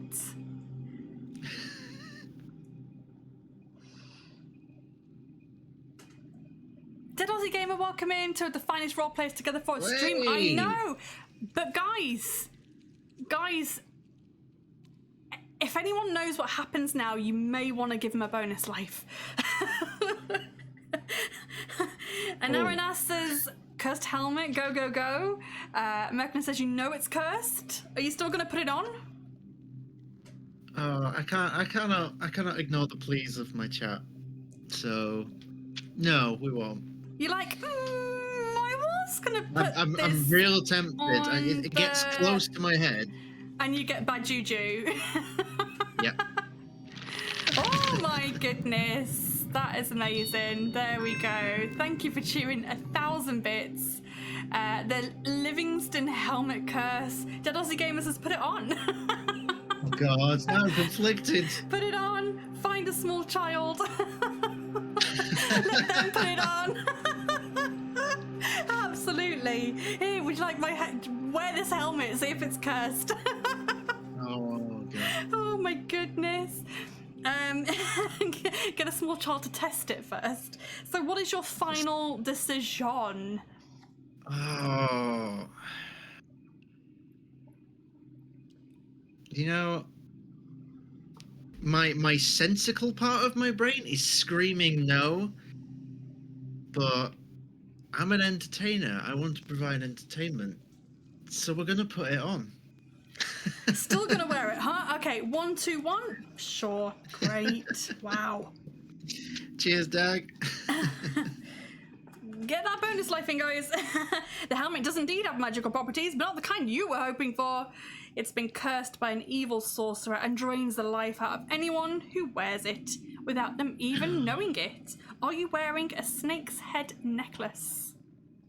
No. Page 90 for you, sir. Page 90 for you. Okay. Your strength slowly starts to drain away, but you do not know that it's due to the helmet. You lose 5 stamina points. Okay. Can I eat some provisions? Nope. Are you still alive? Yeah. You must test your luck. You have a luck of 8 currently. Oh, boy. You need to roll an 8 or below. Are you not entertained? Ooh, 7. Woof. You are just about lucky. Just about. Your luck now goes down to 7. Mm-hmm. You are lucky. Page 222. 222. 222. As you start to walk, you trip over one of the skeletons and you fall to the ground. The helmet falls off your head. Oh. As you land on. Plot twist. No, my new hat! No! No! Oh my god! Plot twist! The helmet falls off your head as you land. You immediately feel stronger, as if a bolt of energy has surged through you. You decide to kick the helmet against the wall and you hear a sound like a cry of pain. Ow! Did the helmet just cry in pain? I think it did. You're taking no chances. You swing a mighty blow with your sword on the helmet, cleaving it in 2. Oh, yes. And you grunt in satisfaction and walk on down the corridor to page 134. Now, I think if anything deserves a save point, it's that. Wowzers. Wowzers. Effing helmet. I know, right? Oh, I've never had anyone survive the helmet before. Wow, that was pretty impressive. Crikey, Nora, I did not expect that. I honestly thought you were gonna die. Me too. I thought that was gonna be an insta-death, honestly. Who else thought that was gonna be insta-death? I definitely did. I'm not even angry, that was entertaining. Are you not entertained? Indeed. Indeed. Okay, you've made it to 24 minutes and 3 seconds. You had a huge stamina. You can say that again. Okay, what does your stamina currently sit at, please? Currently at 11. Wow, okay. You have a luck of 7 and you have 9 provisions, which you can eat if you'd like. I would like to. Yeah, you might want to. Right, how are we doing? Do you need a break yet, or are you good? I'm good. Me too. Let's carry on, shall we? Dead Aussie Gamer says, honestly, I walked in and Quest Junkies was putting on a cursed hat. Survive or not, I knew it was going to be spec-freaking-tacular. Exactly. If you haven't already, please go and follow Quest Junkies. Let's give them another shout out, shall we? Because, if no other reason than the fact that he is entertaining and awesome, but I am going to be on your one-shots. Do you want to tell people about that just while I'm giving you a shout-out? I can indeed. So yes, the currently scheduled for the 11th of September at, I think, around about the same time as what you normally stream. We shall be descending into the depths of Darktoe for a Wildmount-based one-shot. The official first one-shot of Quest Junkies history, actually. So we're going on a pirate adventure. We're going to go see the Plank King and find out what he wants us to do. I am excited. The cast. I am so excited about the cast because we have got some incredible people, as well as the incredible Vicky. And it's gonna be good. It's gonna be hella good. It's gonna be good. And Dead Aussie Gamer, Lagoria and Verdan are continuing in this adventure. So Emma, who played Verdan last time, we are continuing our little adventure together, which I'm very excited about. We've already been chatting and planning things behind your back, so we already know our little rapport already. We've got some things lined up that we may or may not be able to use, so I'm already excited for that. the difficult thing is going to be keeping it as a one-shot. Exactly. But I cannot commit to a full campaign. But yeah, you've caught me on one of my days when I'm not streaming, when this is on a break. So I'm more than happy, and I'm going to be in cosplay. It may not be awesome, but it's going to help me get into character. I always like to put a costume on, awesome. so it's going to be great. Yeah, wow. Cool. Kane survived a cursed helmet after fighting off several skeletons. I missed anything prior. That's okay. We're not too far into the adventure. We've not done anything, not picked up anything too important yet. So we're good. We're good. You've come in at a good time, guys. Okay, we're going to head on over to page 134. So, having provisions gives you 4 stamina, right? It does. Yes. Yeah. Yeah. So I had and I'm back at 18 now. Very nice. Not 18, 15, sorry. 15. Firelock says cosplay is whatever you make of it. Yeah, exactly. I think I'm going to have like a cool shirt and my jacket and some trousers. I was thinking about getting some fox ears, but maybe not. There's still time. Dead Aussie Gamer says, I see, it's okay. And actually ended up in Phoenix's descent into Avernus game. Nice. Lovely. Oh, wonderful. Which I just got killed off in. Oh, no. Oh man. Raven Bear says, are you eating? God, I sound like my mum. Have you eaten, dear? Have you eaten? Yes, he has. We're fattening him up nicely. Ready for the big boss. Yes. Good. Okay, let us continue. We're on page 134. Thank you for everyone who stuck around today, and I hope you're enjoying International Gamebook Day. Woo! Let's continue. Let's see, we're on page 134. In the left-hand wall of the corridor, you see a door which has been painted red. You hear laughter coming from the other side, and it sounds like a man chuckling to himself. And you're like, I feel like I have been in here before, but we'll yeah, it's great. It's a premonition. You had a premonition. Do you wish to open the door or continue walking? I've already forgotten what even happened. Yeah, we'll go in. Okay, open the door. Page 374.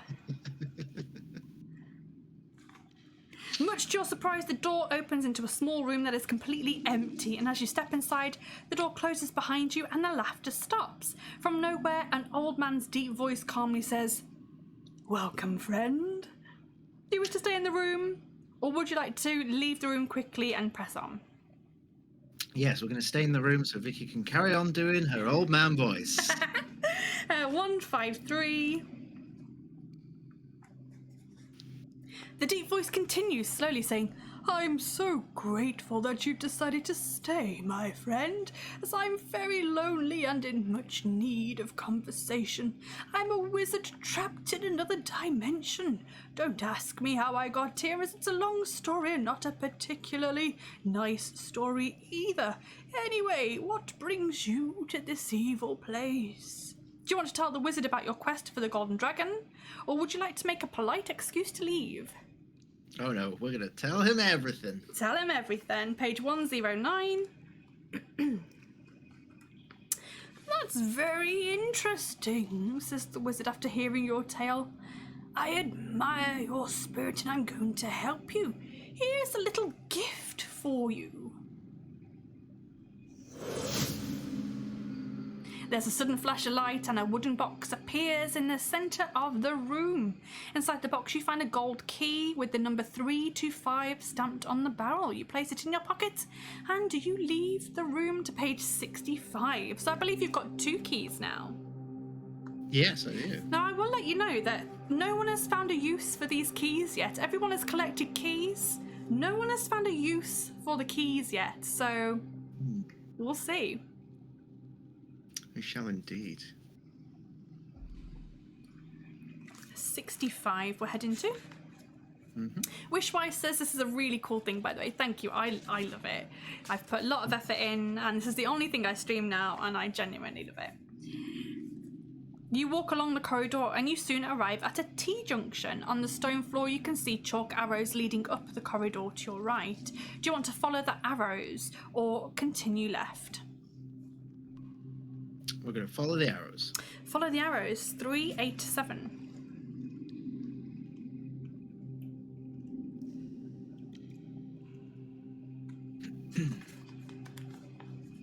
You follow the arrows around a left-hand bend in the corridor until you reach another junction. The arrows lead down the corridor to your right. Looking to your left, you see that the corridor ends at a cavern with a sunken floor that is full of sand. Several objects are sticking out of the sand, but it's hard to tell what they are. There's a shovel lying on the sand in the centre of the pit. Do you want to grab the shovel and dig out the shiny objects from the sand, or continue to follow the arrows? We're going to follow the arrows this time. Follow the arrows this time. 2, 4, 8. I'm not going to get you again with that worm. Nope. Disappointing. You follow the chalk arrows until the corridor comes to a dead end, where you see a chalk circle on the floor. Hanging through a hole in the ceiling above the circle is a thick rope. Do you want to pull on the rope or walk back down the corridor? Let's give that rope a bit of a tug.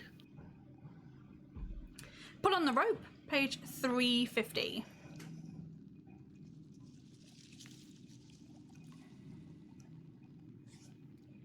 When you pull on the rope, you hear the sound of a bell ring. It's not very loud, but loud enough to alert anyone above of your presence. Looking up at the hole in the ceiling, you think you could probably just squeeze yourself through it if you were to climb up the rope. Is that what you want to do, or would you rather turn and walk back down the corridor?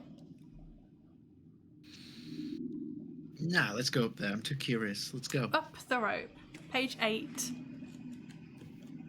Oh, single digit. Oh no. People are always really suspicious of the low numbers, and I don't know why. You slowly climb up the rope and peek through the hole in the ceiling. You find yourself looking inside a cluttered room that is filled with all sorts of objects. Chests, armour, weapons, statues, vases, idols, sacks and boxes. It looks like a storeroom full of stolen loot. You cannot resist the urge to pull yourself up through the hole and have a rummage through the loot. You're almost through the tight-fitting hole when suddenly 3 short humanoids, just a metre tall but with large heads and mean-looking faces, jump out from behind the boxes armed with clubs. They look like this. Oh, lovely. Lovely. They shout at each other in high-pitched, twittering voices, and one of them rushes forward to whack you on the shoulder with its club before you can free your hands to defend yourself. Lose 2 stamina points. You're being attacked by thieving niblicks who love nothing better than to rob unwary travellers, beat them to a pulp, and rob them. Oh, a new donation! Oh my goodness! Antilus. Thank you very much. Let's get this done, shall we? Let's get this bonus life happening. I do have a little thing here.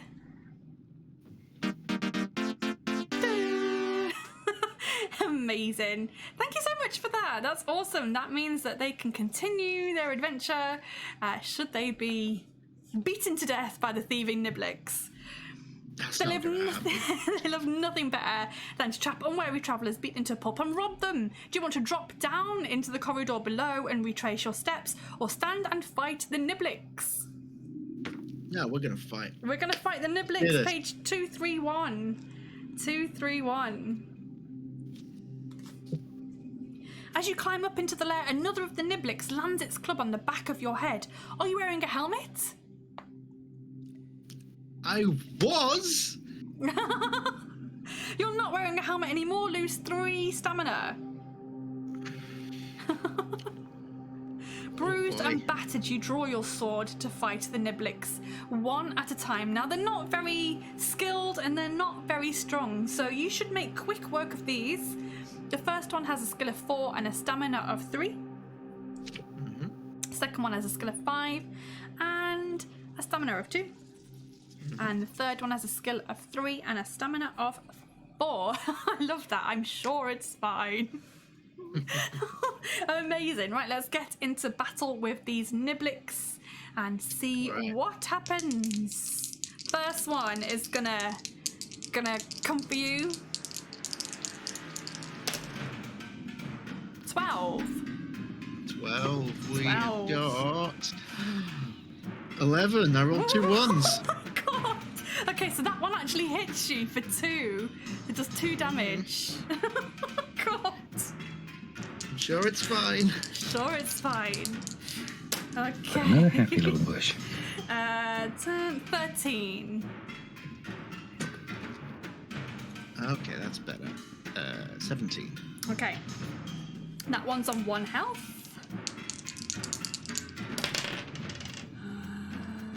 12. 18. That one's dead. Yeah. And the other two are like, and they're gonna, the second one's gonna rock up. They can't decide who's gonna hit you, but the second one's gonna come first. 11. 15. Okay, that one's insta-killed. Way. And now the third one goes, uh-oh! But draws his club anyway. 7. Nope. There's no point you even rolling. 14. He's on 2 stamina. 8, 9, 11.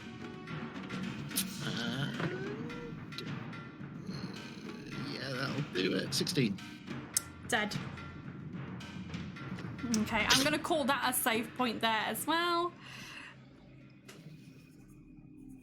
Because anything could happen now. If you beat them, turn to 295. You've made it to 33 minutes 53. Can you tell me what your stats are at the moment? What's your skill, stamina, and luck? So, skill 9, stamina 8. Wow. Look 7. How many provisions? How many provisions do you have at the moment? I've got 8 provisions, so I'm gonna eat some. I think that's wise. Wishwise says nicely done. Okay, let's head on over to page 295. Oof. Things are getting interesting. Things are getting interesting. 2 lots? Yeah, you can. Yeah, absolutely. All right, sweet. You can eat as many as you want in this one. There are some books that say you can only eat 1 at a time, but this one does not specify, so I'm going to say yes. All right. So I'm having 2, so that's going to bring me to 16. Wicked. The Niblix lair is a veritable treasure trove.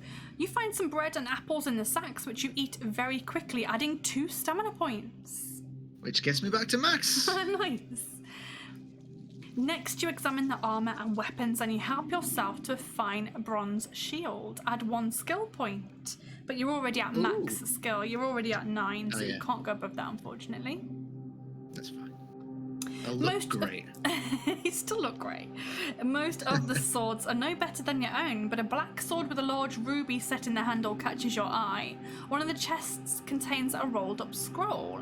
One of the vases contains a copper key with the number 192 stamped on it. So that's a 3rd key. Mm-hmm. The only other thing of real interest is an old painting of a dragon. After placing the key in your pocket, you decide what to do next. Now, guys, feel free to shout at Quest what he should and should not touch. You can help or hinder, I don't mind. You can give him real clues or throw him off, I don't mind. Do you want to pick up the black sword, read the scroll, or examine the painting? What do we think, guys? It's all down to you. My fate is in your hands. Pick up the black sword with the red ruby, read the scroll, or examine the painting. Wishwise says painting. The painting. Okay. I was thinking painting as well. Okay. Shall we go with painting? Let's go with painting. 184.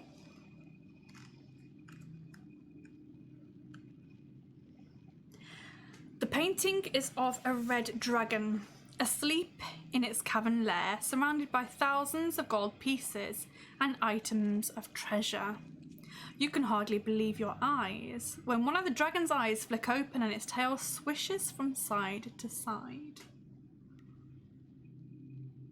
Instinctively, you drop the painting on the floor and draw your sword as the dragon takes on a three-dimensional shape and expands out of the painting. Smoke shoots out of its nostrils as it flaps its wings to prepare for flight.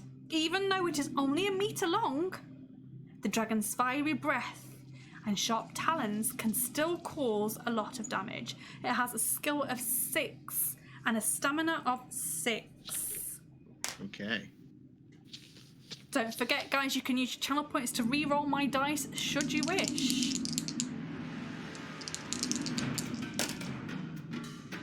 11.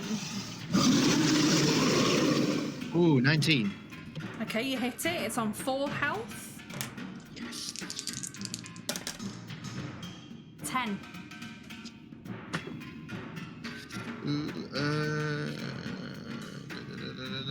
15. 2 health.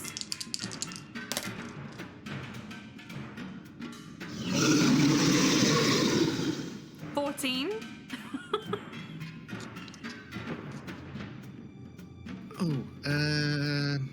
Hang on. I don't think that's going to do it.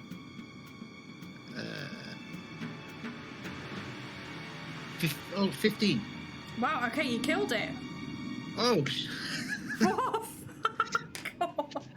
If you win, turn to page 391. Okay, guys. Let's see what happens. 391. The dragon drops on the stone floor with a dull thump. Thank you for that. I think that's one from your community, isn't it, Quest? It is. Banana, welcome in. It begins to lose its three-dimensional shape and it's soon nothing more than a red stain on the floor. If you've not done so already, you can pick up the black sword, read the scroll, or climb back down the rope and walk back down the corridor.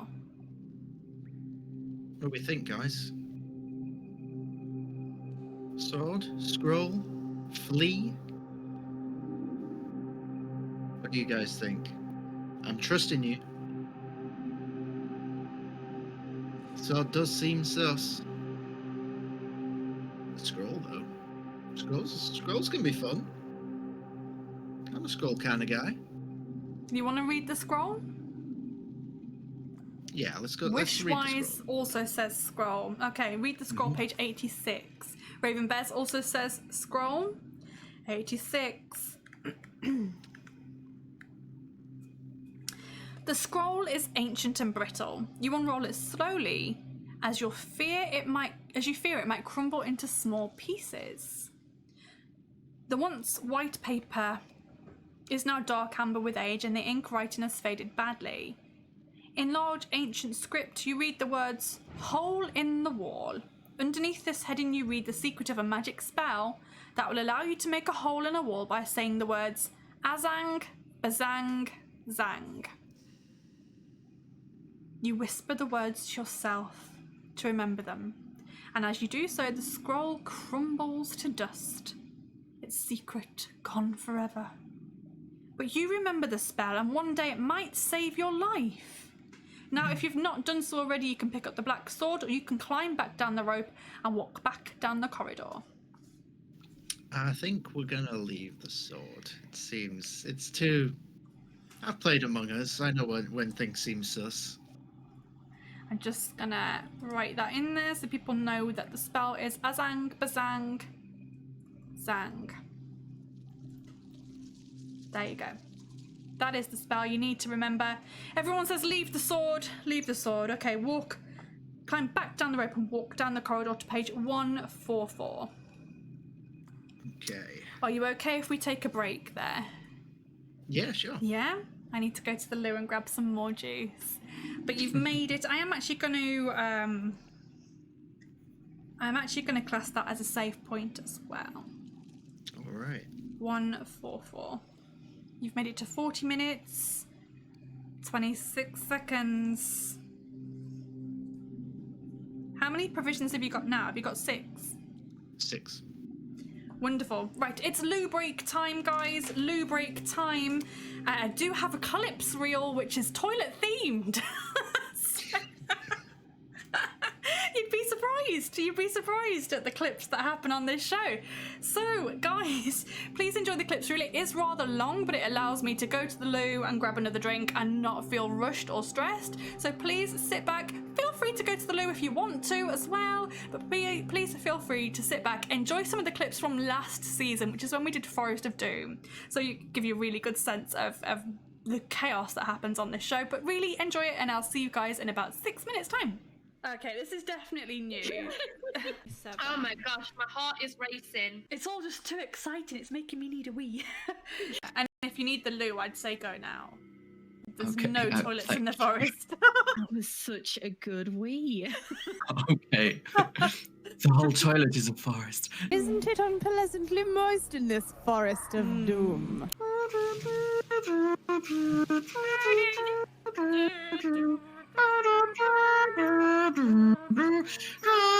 What is that song? I've no idea. I am the king. Respect my authority. I'm sorry, what are my options? McDonald's, Kentucky Fried Chicken. And it's really hard to do the dance move to that with like a badger on your shoulder. This is disintegrating! I got me a shiny sword. I got me a shiny sword. It's so shiny. I mean, we were supposed to be distracting him, but the unicorn has distracted us. I feel like this is cheating, but it's what you got to do to win against Grandad. I imagine he sounds a bit like a murloc. You might have changed his battle cry. No, my ears. It's like. It can't hit me 4 times in a row from here. Okay. Famous last words, guys. I hope that didn't just turn into a clippable moment. I mean, what's the worst that could happen now? 19. 21. Oh, for Pete's sake. So Damn it! He needs to. Well, he's dead, but I was going to say he needs to see a doctor. that was unlucky. It's the first time I had this issue. What happens if I go to the shop and there's some big muscly guy like pinned to the floor? He's like, help me. It's like, I fell for this already. Well, I thought we would find Bits here, but he has a loincloth, so... It's no good me being this awesome fighter unless I can get Head. this head. Yes! The unicorn always looks like a penis popping 19. out. What? I'm being killed by bloody Harry Potter's Whomping Willow. It is a Whomping Willow, isn't it? It's got like a shiny pink knob. Yeah.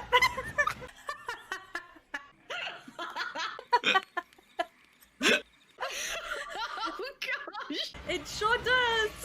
Give the head a rub. Give the head a rub! This head is in the gutter today. I mean, she sounds like my kind of person. What? You know, she's got a dirty window, she's dirty, I'm dirty. Oh, Gonna get an no. infection. Do you have any holy water? Have a magical sword. Have it instead. Where's that from? Swords are crap, leather sandals are the shit. We just stream absolute crap, but as long as the sound quality is good. It's just making me a bit scared. Good. One step closer to heaven, baby. Just one step closer to... Wash. Some accents not found on Earth right here. Oh, that was perfectly timed for the sound effect of the bird. I should have thrown my net of entanglement on him. Take that, Grandad.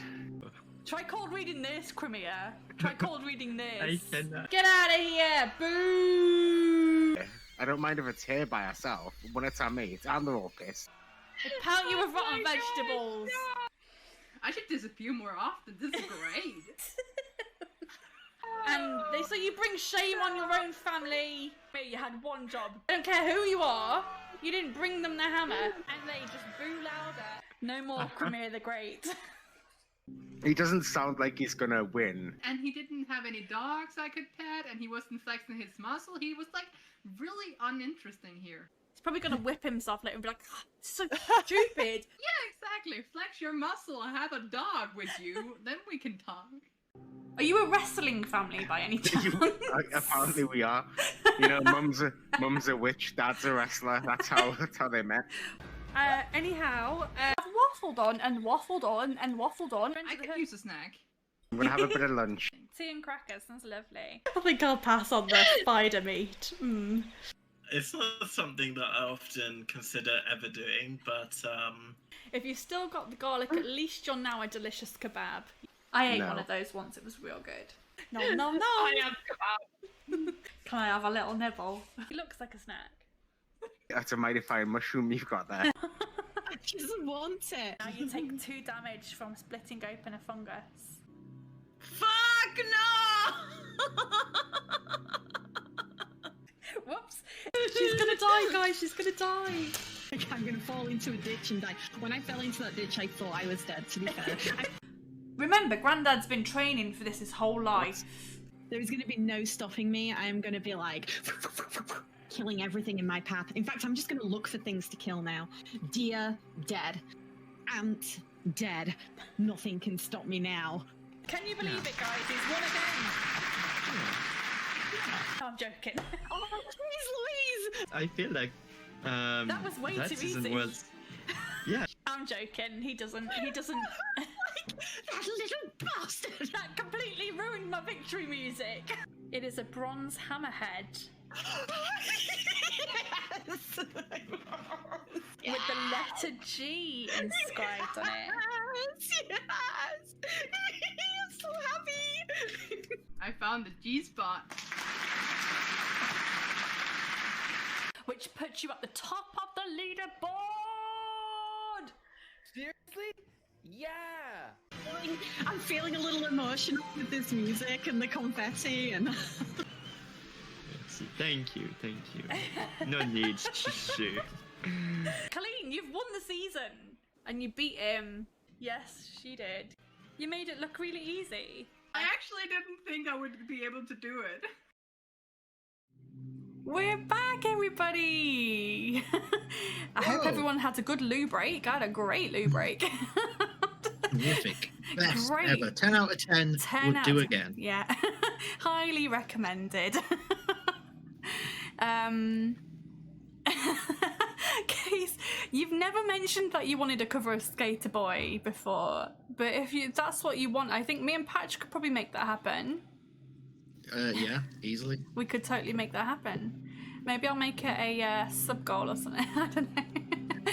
Right. Firelock says, I ended up in the Castle Privy last week and Escape the Dark Castle. I am loving Escape the Dark Castle. We bought it at UK Games Expo and I'm really, really enjoying that. But anyway, less of that. Let's dive back into the adventure. Patch has got himself a lovely spell for the hole in the wall. He's just fought a dragon. He's avoided a sword. I think that was a wise choice. Let's see what happens to him now. You soon arrive back at the sand pit. Oh! And you turn left to arrive at a junction in the corridor.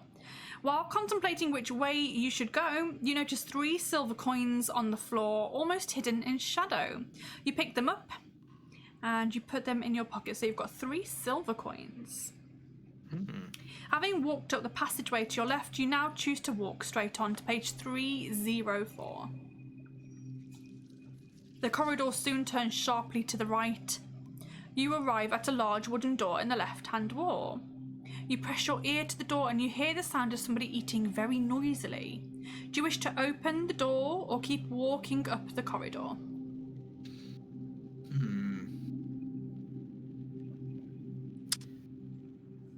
Let's keep walking, I think. Keep walking, page 76.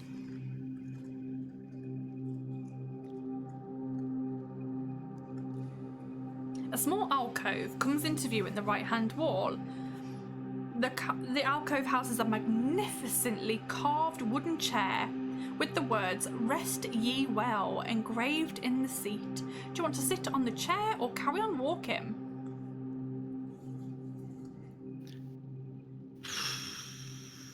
See, rest could mean a lot of things. You could rest so well that you never wake up.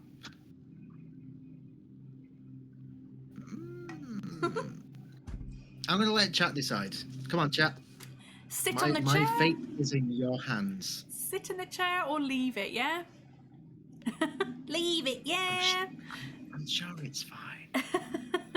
What do you think, guys?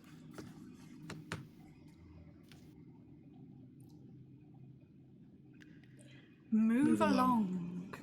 I think we're going to move along. Okay, to 220.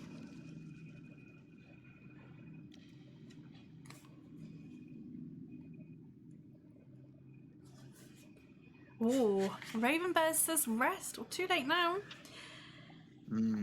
As you walk along, you notice a trail of dried blood on the floor, as though a wounded creature has been dragged along the floor. You follow the trail of blood to a door in the left-hand wall, which has strange symbols crudely etched into it.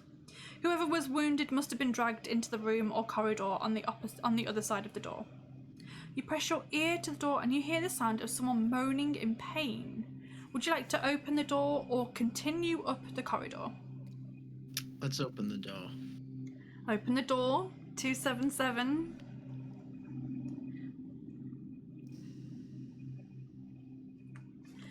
The door opens into a small dungeon cell that is furnished with just a small wooden table on which a candle is burning. Rats scurry across the damp floor, and at the back of the cell you see a short, stocky man chained to the wall. He's been stripped of his shirt, and you see blood trickling down his side from a deep wound under his arm. Bless him, look at him, he looks so sad. Oh. He has pigtails and a long beard. His chin rests on his chest, and he is moaning, obviously in some considerable pain. He must have heard you enter the room because he starts to speak slowly without looking up. I've told you 1,000 times, he croaks. I do not know where the Emerald Eye is. You might as well just kill me now and get it over and done with. You feel terribly sorry for the poor dwarf who thinks you are his jailer. You decide to help him, as he's probably a good-hearted treasure hunter just like yourself. It doesn't take too long to free the dwarf, who is both surprised and grateful to be rescued. You patch up his wounds as best as you can, and you give him some food and water. My name is Little Pig, he says enthusiastically. I was ambushed 5 days ago by that evil thieving Shackle. Have you ever heard of him? He comes from Safrika. He'd probably sell his own mother if he could get 2 gold pieces for her. But I'll get him one day, and the world'll be a better place for it. You decide to tell Little Pig about your quest, and that you two are looking for the Emerald Eye. Well, let's go and find it, exclaims Little Pig. If Shackle wants it so badly, it must be worth something. You leave the cell and you turn left up the corridor. Stop! Shouts Little Pig. There's a trap here. He drops to his knees and crawls slowly along the corridor, pressing down on all the floor stones. One of them gives way under the pressure and 6 darts immediately shoot out from narrow slits in both walls. They smash harmlessly into the opposite walls, and Little Pig stands up with a smug grin on his face. Well, off we go, he says in a jolly voice. You soon come to a junction in the corridor. Would you like to go left or right? I think we shall go left. Okay, we're going to go left to page 354.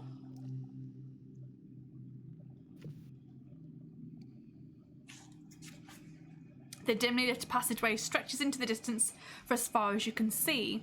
The wall and floor are damp and there's a musty smell in the air. Little Pig seems unconcerned by the situation and starts to talk loudly, his words echoing down the passage. I don't suppose you ever met my famous Uncle Bigleg, did you? He asks excitedly. Without waiting for an answer, he says, Bigleg died a hero saving the dwarves of Stonebridge. That's the village where I'm from too.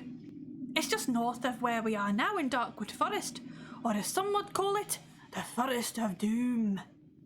Bigleg was a good friend of Yastromo. Now you must have heard of him. The most famous wizard in all of Alanzia.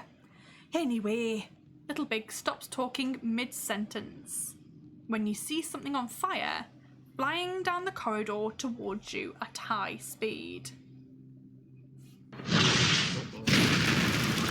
Look out!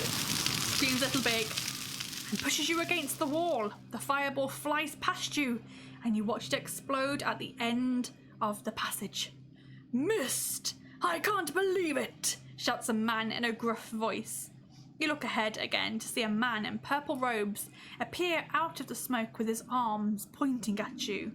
He's bald and wears a pointed purple skull cap. His short beard is also pointed and he looks very angry. He starts to mutter an incantation, readying himself to cast another spell. You're being attacked by an evil wizard. Do you want to attack him with your sword, use a magic item, or offer him some gold? Do you have any magic items? I don't believe so. No. Wishwise says, oh my god, Forest of Doom. Yeah, we did that last season. It's all on YouTube if you want to go I'm watch here it. for the lore, definitely. I like that there's like little links, like little links just breadcrumbed throughout. Okay, so you don't think you've got any magic items. So would you like to attack him with your sword or offer him some gold pieces? I think we're going to attack him. With your sword? Yeah. Yeah, That's the why worst that can not? happen. Why not? Okay, attack him with your sword, page 320.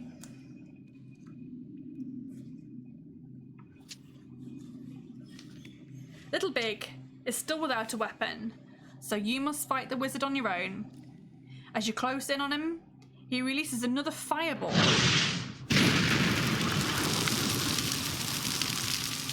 Roll 2 dice. That is an 8. That is less than your skill score. Turn to page 267.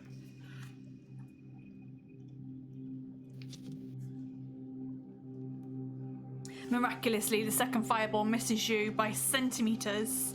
It flies past your head before exploding against the wall at the end of the corridor. You rush in to attack the wizard, who is now forced to defend himself with a short sword that is made of an unusually dark metal. He has a skill of 8 and a stamina of 8. And if you lose a single attack round, well, we'll see what happens. Oh boy. This is going to be a close one.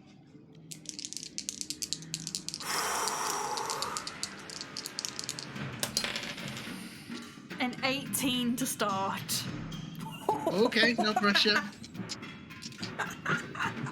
An 18 to start. 19. Here we go. God, I'm scared for you. 15. Okay.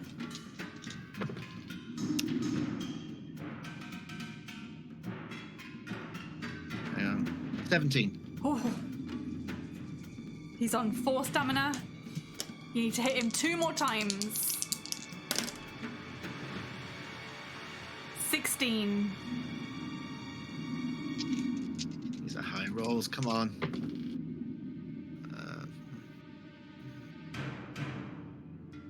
16. Nothing happens. Oh god. God, this is tense. Oh no, I've got a 19. Okay. Does anyone want to re-roll my dice for me? Anybody? I'm going to take a long time to roll mine just in case. I've rolled a 19.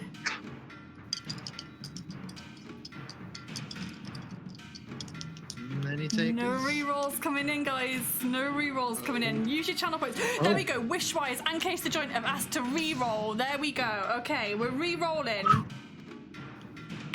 6. Okay, 6 plus 8, that's 15. 15. Okay, that's slightly better. Oh, 19. Oh, okay, nice.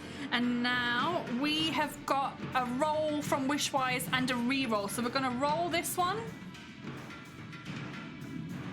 Come on. It's taking a little while. Ooh, 7. 7 plus 8, what's that? 15. Okay, we've got a 15, but Case wants me to re-roll that one as well. 7.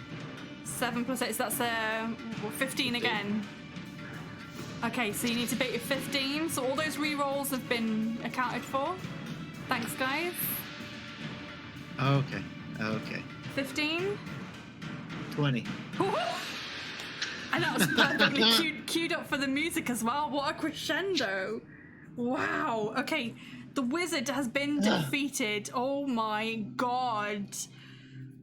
Woo! 113.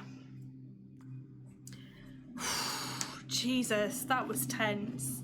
You would have been instantly killed if you'd have lost an attack round. Cheers, chat. Oh. 113.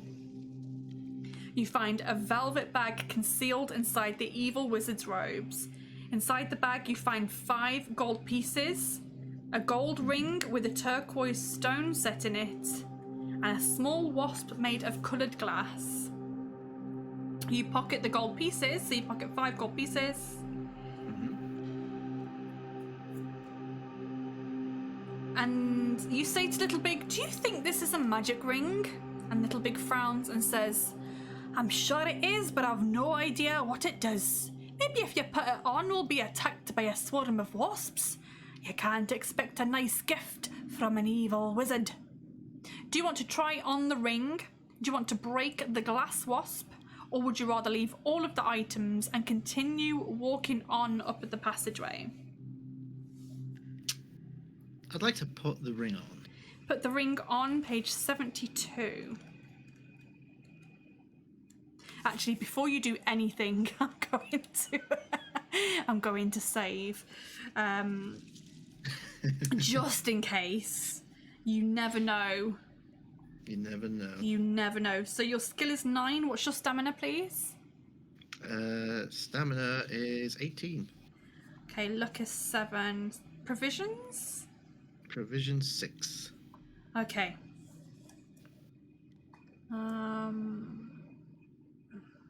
Ooh, where did I say we were going? Was it 54? 72. 72, thank you. Yes, awesome, great. Thank you. Holding your breath, you slide the ring slowly onto the first finger of your right hand. You wait for something terrible to happen, but nothing does. If you've not done so already, you can break the glass wasp or continue on walking up the passageway. We're going to continue walking on. Continue walking on at the passage, page 291. You're a lot more cautious this time round. I've learned from my mistakes. You watch Little Big whistling happily to himself as he walks along, and you feel very pleased to have such a good companion with you to explore this infernal dungeon. Then a dark thought suddenly crosses your mind. What if you don't find the Emerald Eye and you have to return to the Blue Pig Tavern empty-handed and explain to Henry Delacour that you have failed? Would he believe you? Would he even still give you the antidote to the poison? You talk to Little Big about your concerns, and he replies in his usual jovial way. Well, we are going to find the Emerald Eye and the Golden Dragon, so failure is out of the question. And if that Henry what's-his-name refuses to give you the antidote, he'll have me to deal with. Ha! Little Big's optimism is infectious, and you feel immediately positive again. Looking ahead to the junction at the end of the corridor, you see a scrawny little old man with a very long white beard sitting on a wooden chair facing you. He doesn't seem particularly concerned at seeing you. He slowly puffs out his cheeks and starts humming a song to himself. Would you like to attack him with your sword? Talk to him? Talk to him? Talk to him? Talk to him? I know I'm from Yorkshire, but come on. Would you like to talk to him? Ignore, you're rubbing off on me. I seem to, just absorb accents, which is ridiculous. Would you like to talk to him? Ignore him and turn left, or ignore him and turn right? I believe we're going to talk to him. Talk to him! page 30 to talk to him. Are you wearing a silver armband? No. 279.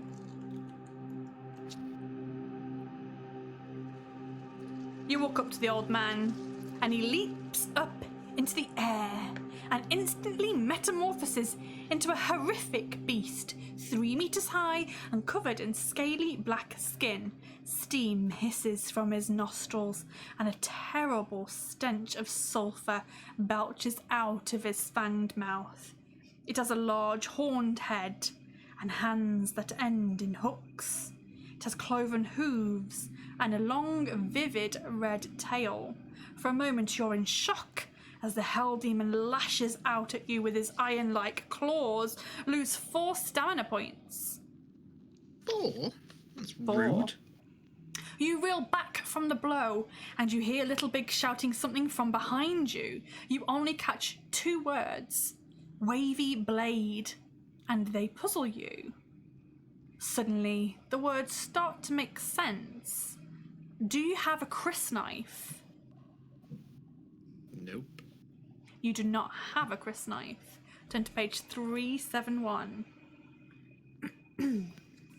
Starting to think I wasn't curious enough. You shout back at Little Big above the screaming roar of the hell demon. Oh, have I got a good roar for this? I'm just gonna use the worm growl again, because why not? Yeah. Yeah.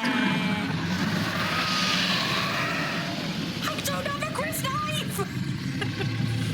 Well, we're just gonna have to run for it. We've got no hope of defeating a demon with a normal weapon. Little Big shouts at the top of his voice. Quick, run! Do you want to run down the left-hand corridor or the right-hand corridor? Let's go left. Left. 208.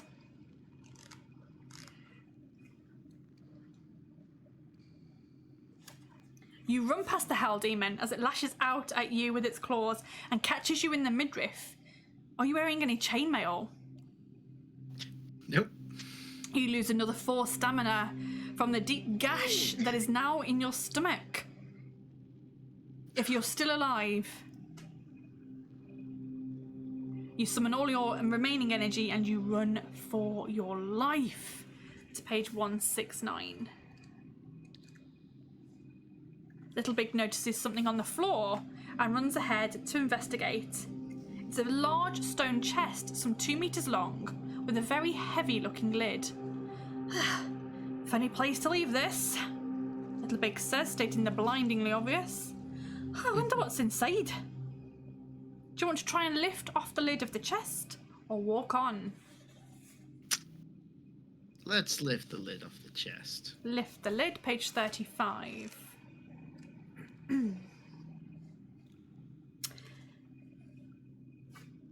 Are you sure, Patch? Are you even more sure now. Even more sure even now. more sure now. Wow. You take the end of the heavy lid, and Little Big and you strain to lift it. Huffing and puffing with one mighty heave, you manage to lift it a centimetre and slide it off onto the floor. It lands with a crash, breaking into several large pieces. Something starts to rise out of the chest, and now you realise it was not a chest, but a stone coffin.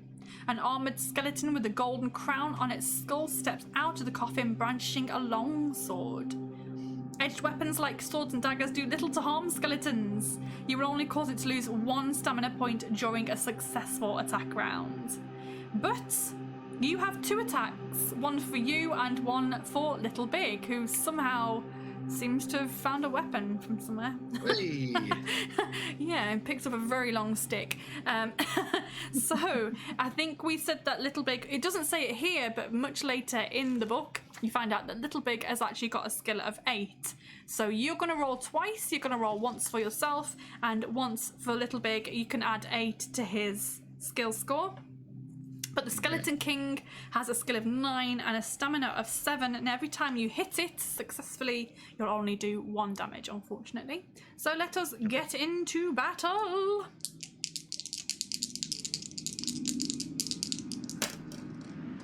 Whoa, 19. Okay. Starting off strong. Mm-hmm. So do mine first and then little big. Yeah, sure. Okay. So, okay. That is going to be a 19. So nothing happens with that one, because I also rolled a 19.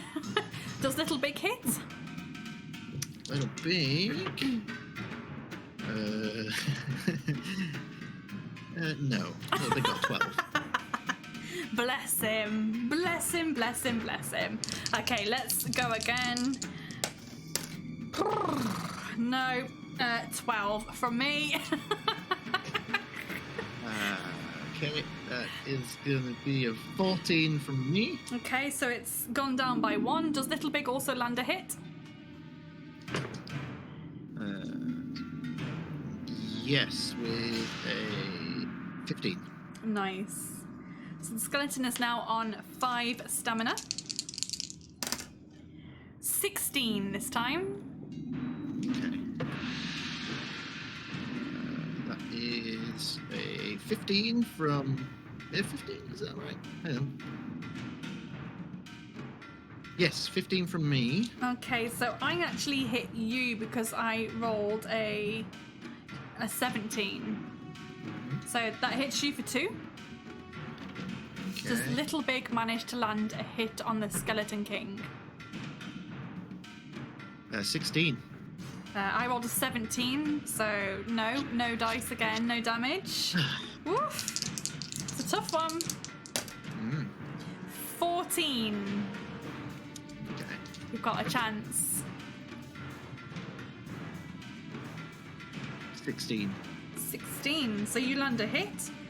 Does little big also land a hit? That is 16. He does.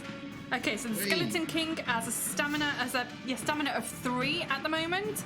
Wishwise wishes to know your stamina, good sir. My current stamina is 8. Wow. Okay. We've got a 9, 10, 13 this time. 13. 17. Okay, you hit. It's on 2 stamina. Does little big also get a hit? 13. What did I get? I got 13, so nothing happens. Okay, next round. 12! Woof. Terrible rolls! Terrible rolls!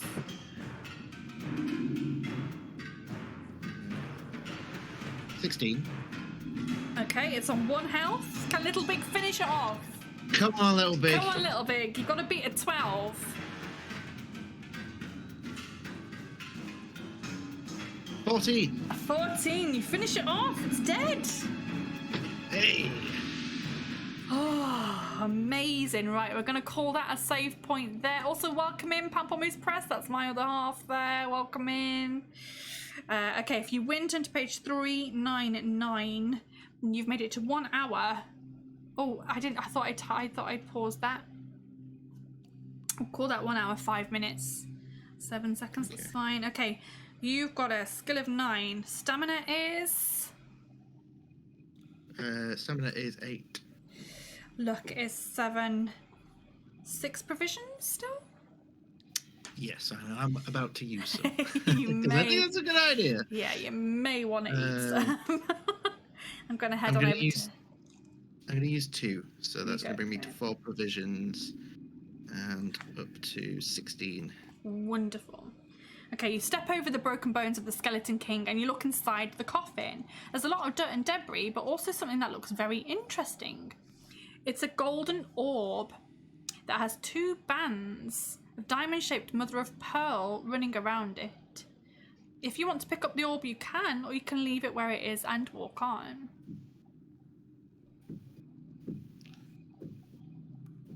Let's pick it up. Pick up the orb 205.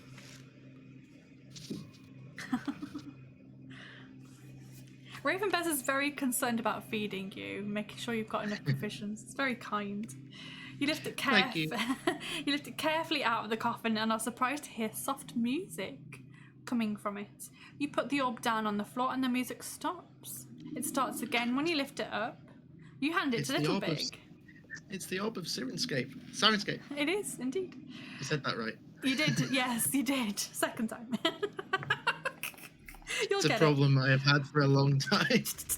Gotta slap it out of you. You hand it to Little Big, who places it in your backpack, and once again it falls silent. How strange, says Little Big. But I'm sure it'll come in useful sometime or another. Let's go. Little Big strides off, and you walk on after him to page 156. The corridor turns sharply right, and around the corner you see an iron lever set in the left-hand wall. Little Big looks at it carefully but doesn't touch it. Could be a trap, he says, stating the obvious in his now familiar way. Would you like to pull the handle or keep on walking? We're going to keep on walking. Keep on walking to page 44.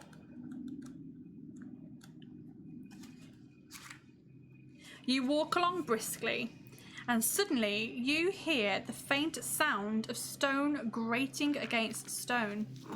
Uh-oh! It says, quick! Flatten yourself against the wall!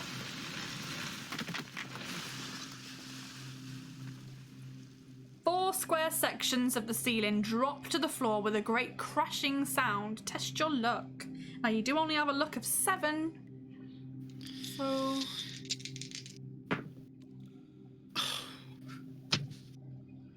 3.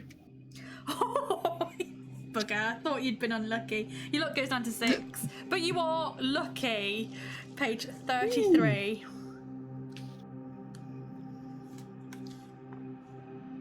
Much to your relief, none of the ceiling stones hit either Little Big or you. Phew, Little Big says, exhaling noisily. That was a little too close for comfort. You gasp a sigh of relief, slap him on the back, and walk on to page 255.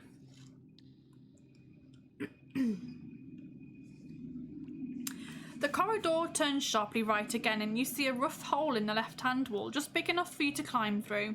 You peer into the hole, but can't really see much in the gloom beyond.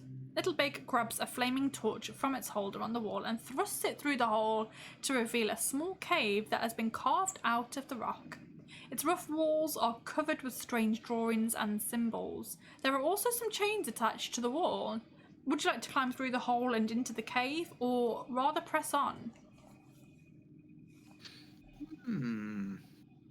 I'd like to look in the cave. Take a look in the cave 303.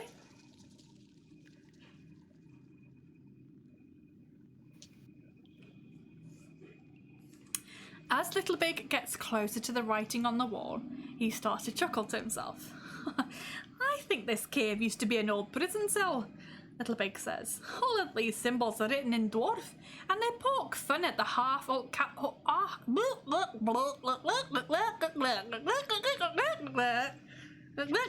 and you can't hear him because you realise you've got a little bit of like stone dust in your ear from that fallen ceiling. And you rub it out and you hear that he actually says, all of these symbols are written in dwarf and poke fun at the half-orc captors of the poor soul who was held here. Some of them are quite funny. This one says, orcs are more stupid than forks. And this one says, the only good orc is a dead orc. I wonder what happened to the dwarf. Hello, what's this? Little Big crouches down and looks closely at some symbols inside of a circle. It says here, black dragon leads to gold dragon. I wonder if that could be the gold dragon we're looking for, he asks excitedly. A search of the cave reveals nothing else of interest, so you climb back out into the corridor and you walk on to page 108. So black dragon leads to golden dragon. 108. There is a new passageway in the left-hand wall that you see some 50 metres ahead.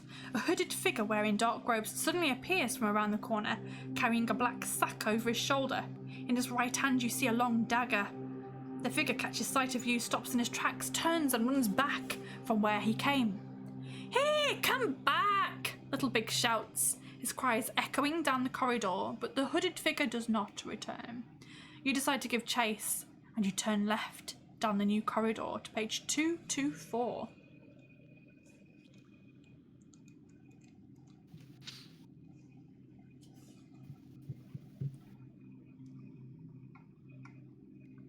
I'm sure this will be absolutely fine. Totally fine. You turn the corner and see the figure running away as fast as he can. Oh, let him go, Little Big shouts. I'll never catch him. You can chase him on your own if you like, but don't forget to come back for me. Do you want to let the person escape or run after him on your own? Oh, I'm sticking with Little Big. 368 to let the person escape.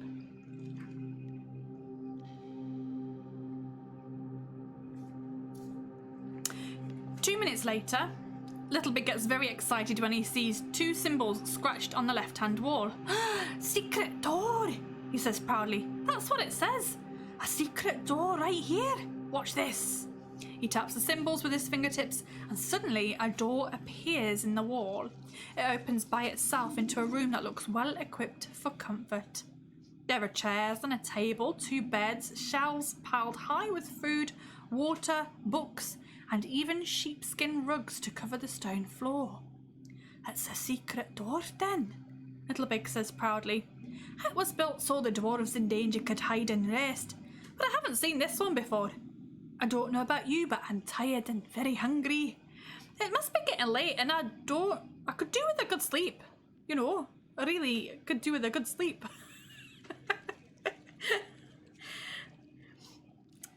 This accent today is 10 out of 10. I was going to say tenuous. You are committing to the bit, and that is what counts.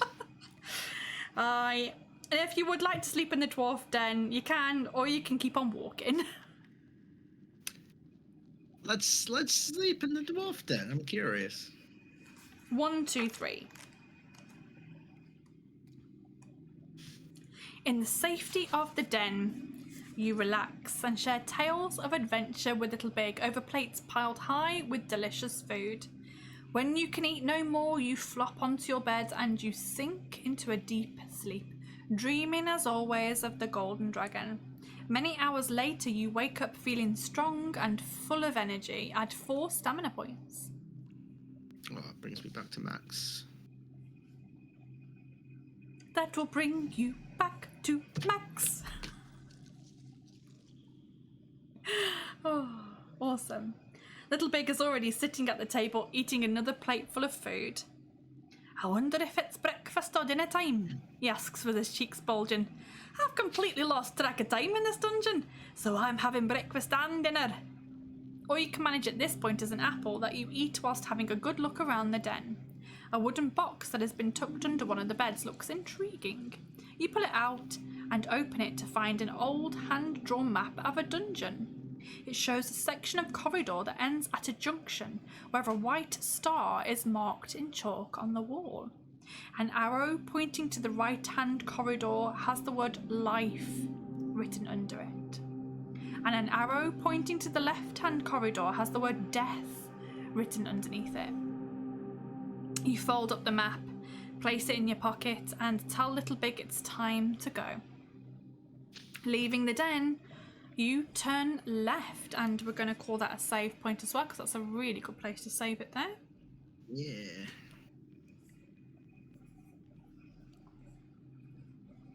You've made it to 1 hour, 15 minutes and 8 seconds. What do we think, guys? Do we think that Patch can win today? Do we think? How's he doing? Can you tell me your stats at the moment, please?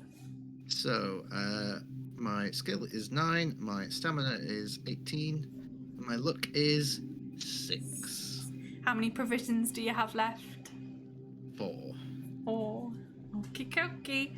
Okay, we're gonna turn left. We're gonna leave the den and turn left to page 330. Stam is maxed. He might win. I don't know. Do we think he's got everything he needs? Has he got everything he needs? Ahead in the corridor, you see the skeletal figure of a fallen warrior lying face down on the stone floor. He still clutches his sword in his skeletal hand, and his body has leather armor over a purple tunic. A leather bag is strapped to his belt, and there's a small silver flask around his neck on a silver chain. Do you want to take a closer look at the items, or ignore them and keep on walking? Let's take a closer look. Take a closer look at the items. 1, 4, 3. Doing well with 2 lives remaining. I know. Great, right? Could have a winner. We could have a winner. 1, 4, 3. While you are cutting through the warrior's belt to take the leather bag, you feel a sharp pain in your right hand. In the gloom of the corridor, you hadn't noticed that the warrior's tunic was riddled with fat, maggot-like, flesh-eating worms. Although blind, the acute sense of smell of a flesh grub enables it to target its prey and sink its barbed teeth into exposed flesh. Although these vicious grubs can be pulled off and crushed easily, the number that attack can be a problem. Roll 1 die and add 6.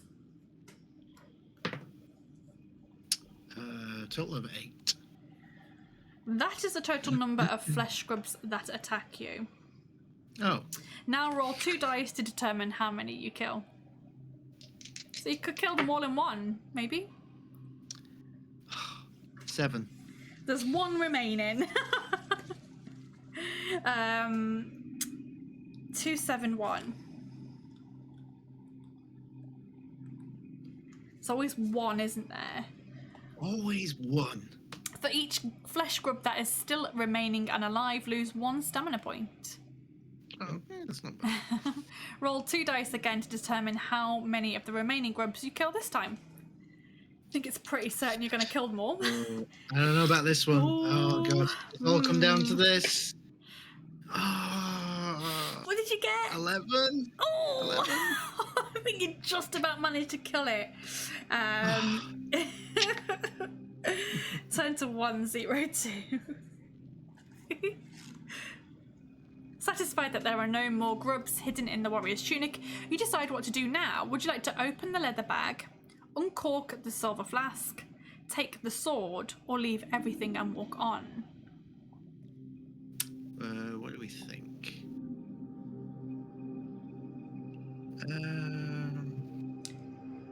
Let's open the bag. Open the leather bag. 114.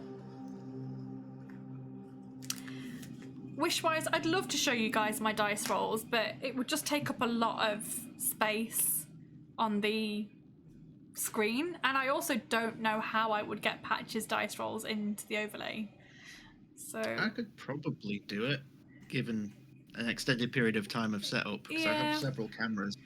We'll have to see, but it's not something that I'm going to prioritize right now. I quite like how it looks. So. Okay. What did I say? 114? Yes. Yeah, I do know what you mean, Wishwise. It would be nice to see them. You're just going to have to trust us that we're rolling correctly. Okay, the bag contains 2 gold pieces.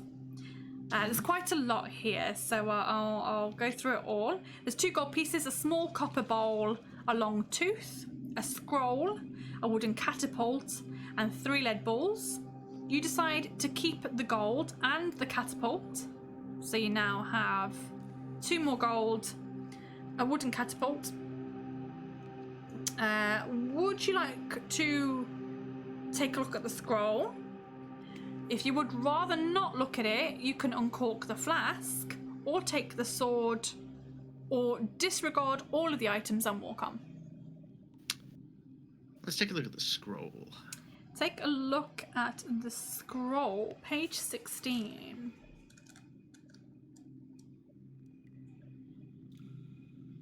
The scroll is in fact a map of a section of the dungeon. It shows a passageway with 2 doors next to each other. One door has a green square painted on it, and the other has a blue triangle painted on it. The door with the green triangle is circled in ink with the words "This way" written underneath it. You show it to Little Big, who says, "Let's not forget this, it could be important." If you've not done so already, you can either uncork the flask, take the sword, or leave the items and walk on. I think we'll walk on at this point. Okay, leave them where they are and walk on. Page 212.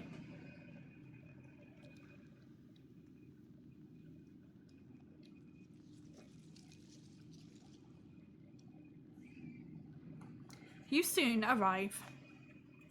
Oh, I need a drink. Hang on a second. I've got a really dry throat there. It's a little big. Dry me out. You soon arrive. He does that, you know. He does that.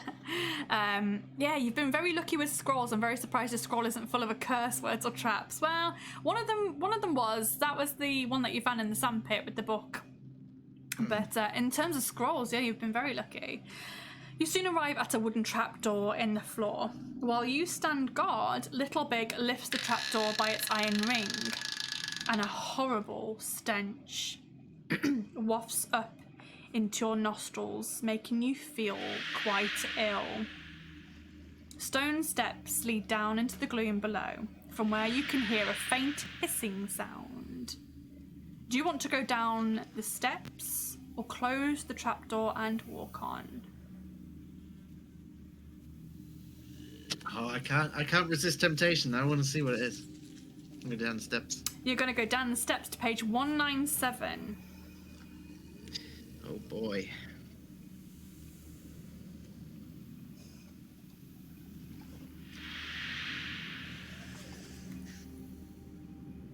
Something sounds very nice down there. Mm-hmm. Holding a burning torch in front of him, Little Big leads the way down the steps. You descend into a large cellar with bare stone walls that are damp and covered with brown fungus.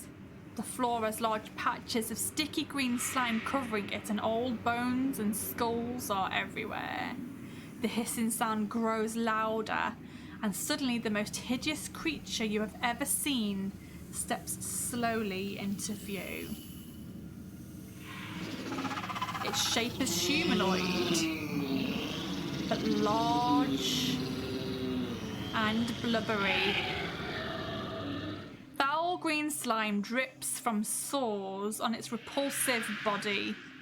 But the most revolting thing about the vermin spawn is that its body is completely covered by worms, lice, cockroaches, maggots, rats and leeches that crawl in and out of every orifice, crease and fold on its bloated body.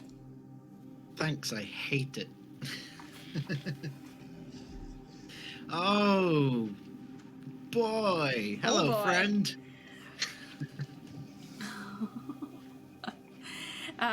A forked tongue flicks out of its gaping mouth, which houses rows of blackened teeth. The vermin spawn is a fearsome fighter, and it possesses mental powers that paralyze its opponents with fears. Do you have the Skull Splitter sword? Oh, you mean that sword I didn't pick up? Yeah. Nope. Turn to page 172.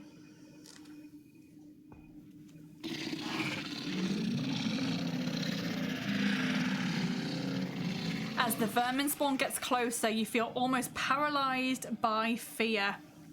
And looking at the insects and grubs crawling over its loathsome torso makes you feel sick. It's all you can do to raise your sword to fight. But to fight, you must. The vermin spawn has a skill of 10 and a stamina of 10. During combat, you must reduce your skill by 3 because you are scared. Okay. Little Big is unable to move at all and stands motionless with his mouth wide open. If you somehow win, we'll get to progress. But it's not looking good for you, my friend.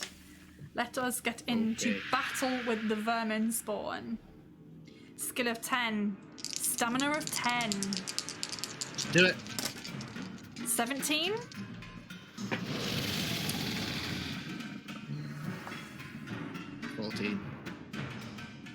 Okay, so it hits you for 2.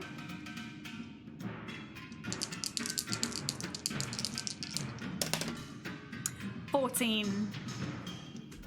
You might have a chance. 14. Nothing happens.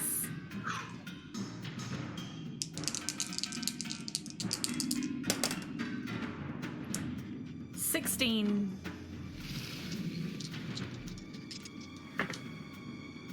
Oh, 18. Ooh, you hit it. It's down to 8.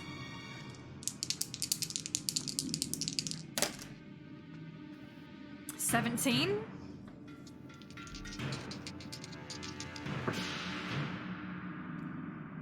$16. Nope, not quite. Not quite enough.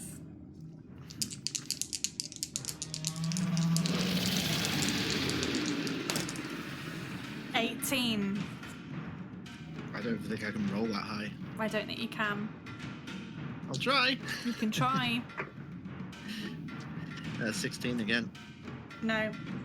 It hits you for 2. Oh boy. 17.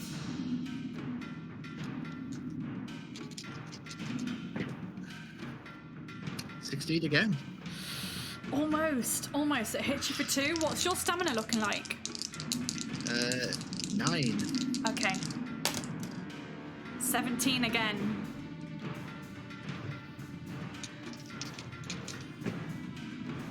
Oh, 2 6s, so that's 18. Oh, you beat it. Okay. It's on 6 fine. health. 6 health.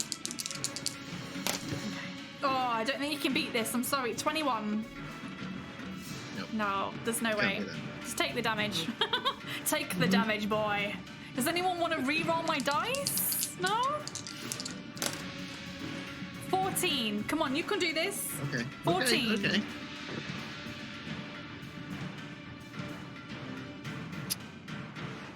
14. Nothing happens. Disappointing. Okay, come on. Okay, 14 again. 15. Okay, it's on 4 health.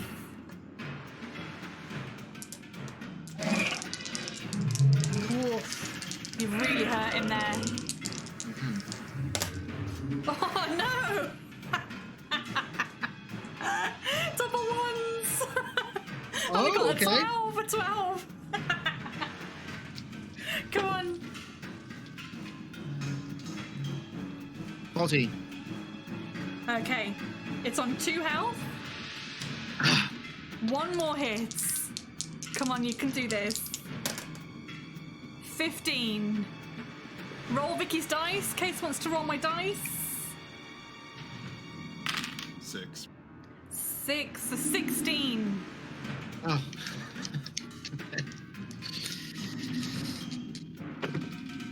Two 6s. 18. Oh my god, you've done it. You've done it. Okay, we're gonna pause there. That is a good save point.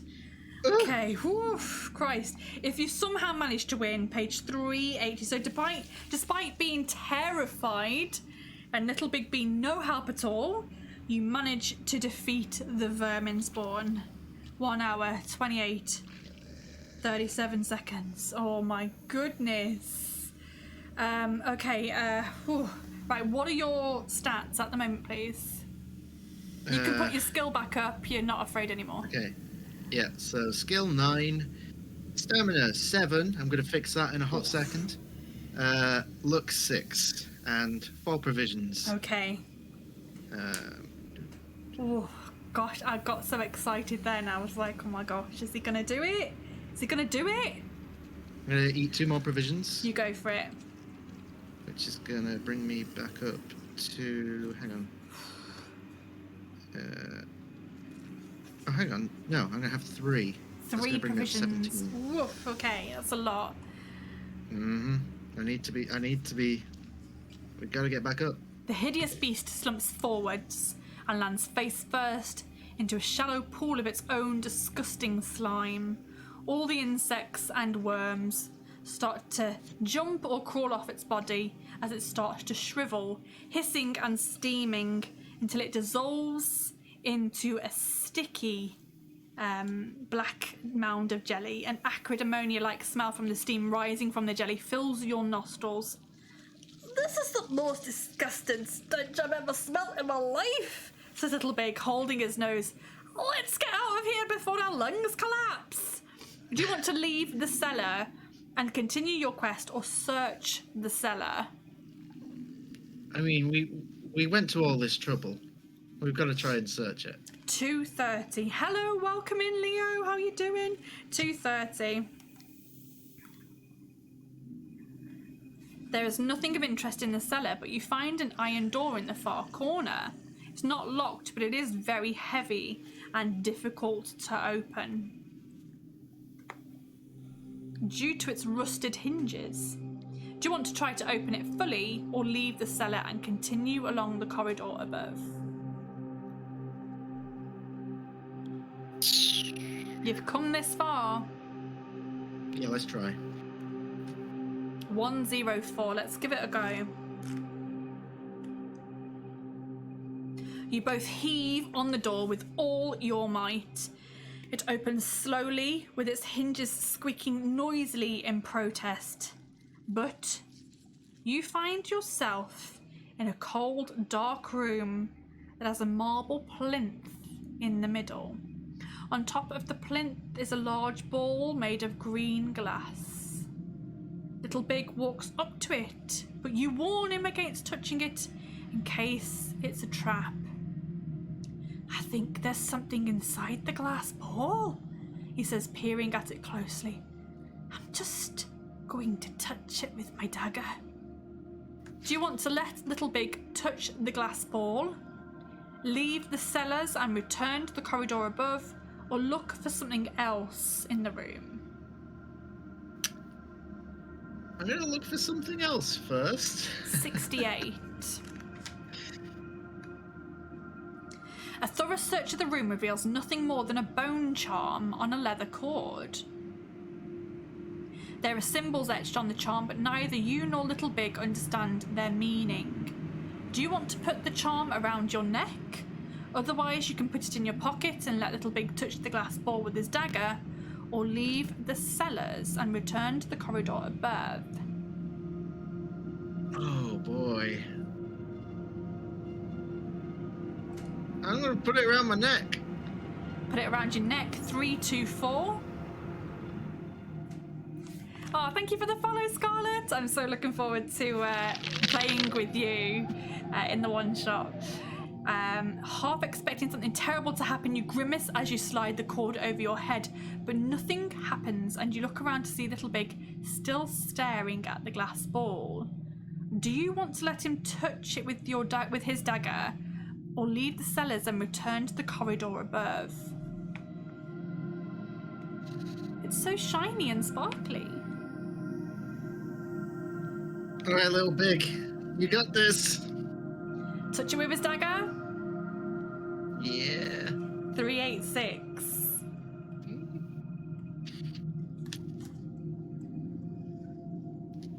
Little Big barely taps the glass ball with the tip of his dagger, but it is enough to set off a magic trap.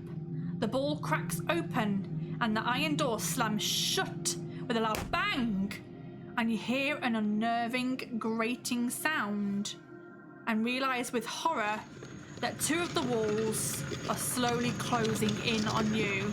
Little Big runs over to the door but is unable to open it. It's locked! What are we gonna do? We're gonna be crushed to death! What are we gonna do? Little Big cries with fear in his voice. There appears to be no other means of escape. Only magic will save you now. Do you have the hole in the wall spell? Yes, I do. Would you like to say it out loud? Zang, zang, zang. You turn Something to 292. The walls steadily grind towards each other as you get. Oh, I've stopped the walls too early. The walls grind steadily towards each other as you gather your thoughts to remember the spell, and you shout Azang, Bazang, Zang, and return to page 351. You shout the words, and there is a blinding flash of light. And what looks like a shimmering ball of white light flies from your fingertips and smashes into the wall opposite the door. A hole about a metre in diameter appears as the two other walls grind steadily towards each other. You're about to jump through the hole in the wall when Little Big calls for you to wait. Look! He shouts. There's a large emerald lying in the shards of broken glass. Do you want to pick up the emerald? Or would you rather not waste any more time and jump through the hole in the wall? I'm gonna pick it up. Page 7. Oh god, 7. No. As the walls close in, you have just enough time to grab the emerald and dive through the hole in the wall. You land heavily on the floor of an enormous cave. Water drops noisily onto the floor from the tips of stalactites hanging down from the high rock ceiling. The cave is lit by a strange fluorescent fungus, which grows in patches all over the walls and gives off an eerie amber light. Well, is it the one we're looking for? Little Big asked excitedly, his words echoing loudly throughout the cave. You can hardly contain your own excitement as you untie the leather pouch given to you by Henry Delacour so you can compare the emeralds. You hold them next to each other and examine them carefully. They match. Yeah! Yippee! Shouts Little Big, happily running around in circles, waving his hands in the air. You place both emeralds back in the pouch and tell Little Big to calm down and look for a way out of the cave. Holy shitballs, you're the only person to have found the emerald. Oh my goodness. Yes. I'm just gonna class this. I'm calling this save point success. And we're gonna turn to page 266. You have made it to 1 hour 35. So guys, we now know where the emerald is. We've got one more episode to go next week. We'll see if anyone else manages to find it. But yes, what is your stats at the moment, please? I might need another break. I'm desperate for the loot right now. Ooh. No worries. So my stats are skill 9, stamina 17, luck 6, provisions 1? 1. Oh my god, how bloody good was that? Right, 266. I'm gonna need to take a loo break, but if you don't need to take a break, you can entertain the masses if you'd like. I'm not gonna be very long. 266. I will. Do you also need a break? Do so. I'm all good. You're all good. Oh my god, so this is uncharted territory now. No one's ever found the Emerald Eye. So what we do now from this point forward is new territory. And I've just turned to page 266. Oh, this is going to be good. But I am going to just mute my thingy. I'm going to go to the loo real quick and I'll be back in a couple of seconds. Entertain the masses, talk about your one shot next week. Just have a little celebration while I'm gone. Righty. So, yes, as stated previously, it's not next week, but in a few weeks' time, we have a one-shot coming up over on my channel, which is twitch.tv/Quest Junkies UK. A D&D one-shot set in the world of Wild Mount on the island of Darktow, where 5 brave adventurers, some with familiar faces who you might have seen before, some that are in the chat today, will be taking on the pirate life in the Isles of Darktow, the descent into Darktow. No, the depths of Darktow. I always get my own title wrong for my own stuff, which that's a specialist skill, I think. But yeah, Scarlett in the chat is going to be playing. Vicky's going to be playing, as well as some other incredible people. Super excited for it. It's a first for me because it's the first one shot I've run that's not part of my main homebrew campaign, which I do, which is called the Rodania Chronicles. Should you be interested in a Dungeons and Dragons-esque Twitch channel, that's where you'll find. And when I'm not doing that, I just play some video games and try and make a career out of being a voice actor, which is something I've started over the last couple of days. Very, very nerve-wracking, I have to say. But yeah, So, how are you guys doing? This is going better than I thought it was gonna do.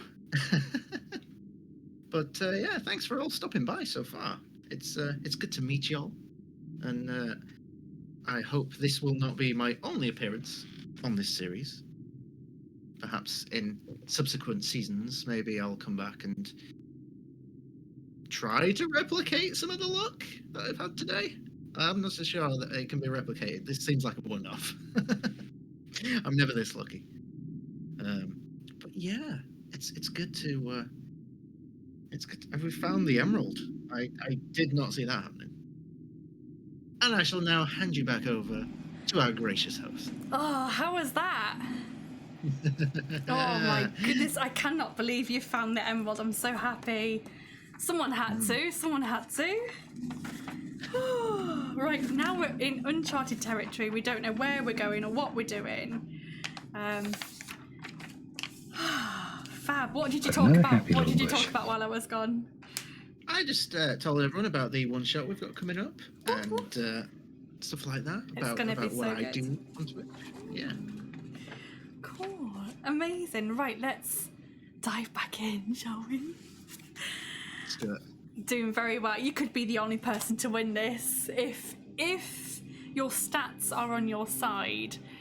We'll see. This is all uncharted territory now. I don't know what's going to happen. So, good luck. Thank you. As you walk through the enormous cave... Have I got a cave here? No, this will have to do.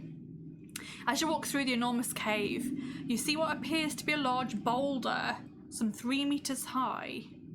But all of a sudden it moves. Standing before you on its huge trunk-like legs is a fearsome beast with the most terrifying head you've ever seen. Its skull is missing in parts, exposing sections of its pulsating red brain. It has many horns that grow out of the rest of its skull like spines.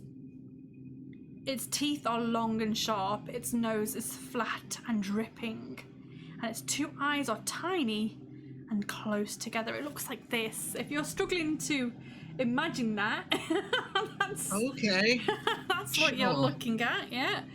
Its body is rock-like, and its huge muscular arms end in massive stone fists. The Gigantus is delirious with hunger and is eager to rip you apart. The beast's strength will cause 4 stamina points of damage when it wins an attack round against you. But during each attack round, you get to have 2 attacks, 1 for yourself and 1 for Little Big, who has a skill of 8. However, the Gigantus will only attack you, so I only get 1 attack and you get 2, but I'm afraid it's going to be a very difficult fight. It has a skill of 12 and a stamina of 12, so this is the most difficult thing you've fought so far. And if it hits you, it will do 4 damage. Oof. Okay. Get those rerolls ready, guys. If you have channel points to use, get those rerolls ready. Starting off really strong. 11 plus 12, what's that, 23? 23. Can I even roll that? I don't think so. Case says reroll, okay. Thank you. 8 plus 12, so that's still a 20. Okay, the max I can roll is a 21. Okay. So pray for Max. 15. No, okay, so it does 4 points of damage. Okay.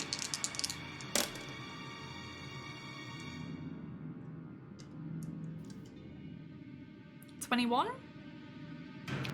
Right, I've got a max. I was 1 away from a max. 20. Nope, it does 4 points of damage. Case is redeemed a reroll.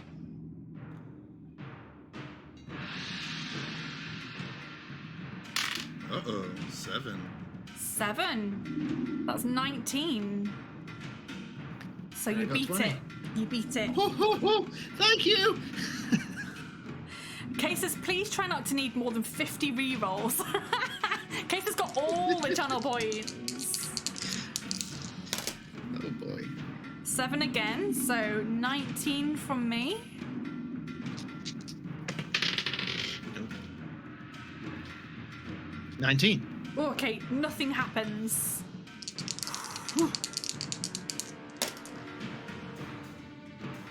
22. Can't roll that high.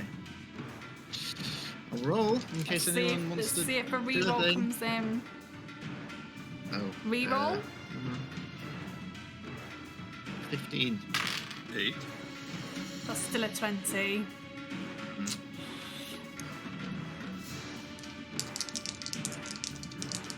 Okay. 19.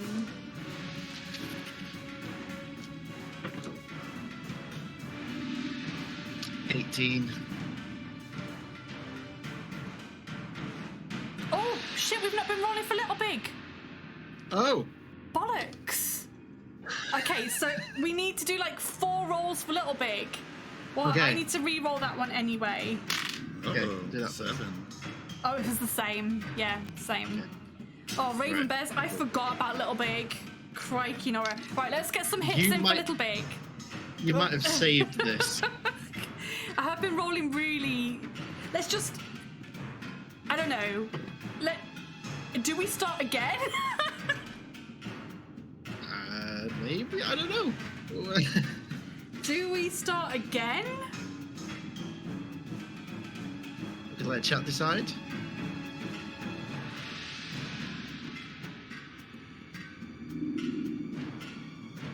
It's my first time on here, so I'm. I know. No, it's my fault entirely. My fault entirely. What do we think, guys? Do we let it go again? Because I messed that up. You should have been rolling for Little Big again. Can you just roll to catch up, or how does it work? Are they so we could? Well, it's just because I've rolled mine. That's the thing. So we need to remember what I rolled. It was mostly like high numbers. Yeah, it wasn't low. I say let's start again. I was going to create a poll, but I'm feeling generous. Okay. I appreciate it. And I will give Case all of his re-rolls back. So all of those re-rolls that came in, I will use them again. So how many was that? Was that 5 re-rolls? 1, 2, oh crap. How many was it? 1, 2, I think it was 5. I can't. 5, 1, 2, was it 5? Oh my god, I've messed up. Ah. I Was count it 1, 5? 2, 3, 4. 4. Okay, I'll do 4 re-rolls then. We're going to start again. So put yourself back up to max. I'll do 4 re-rolls if we need them, okay? We've got them in the bank if we need them. Okay, we're going to start again, guys. Such a pro streamer. So, we have got a 20 to start off. No, a 21 to start off. Do you want to re-roll that? Yeah, because that's my max. Okay. Restart battle. Battle has restarted. 4. 4, there we go. That's a 16. Okay, Can you take hit a that 16? With a 19 from me. Okay, yeah. So you hit that time. Does Little Big hit? A 14. Ooh. And a 19 Wow. from Little Big. Nice. Okay. Okay. Next round. So that's 1 re-roll done already. 3 re-rolls left. That is only a 15 there. Okay, we'll try that. 18 from me. Okay. What does Little Big get? Little Big gets a 15. Nothing happens with that. But the Gigantus is on 6 health. You can do this. With 3 re-rolls left. That is a 15 again from me. Okay. Try that with a... Ooh.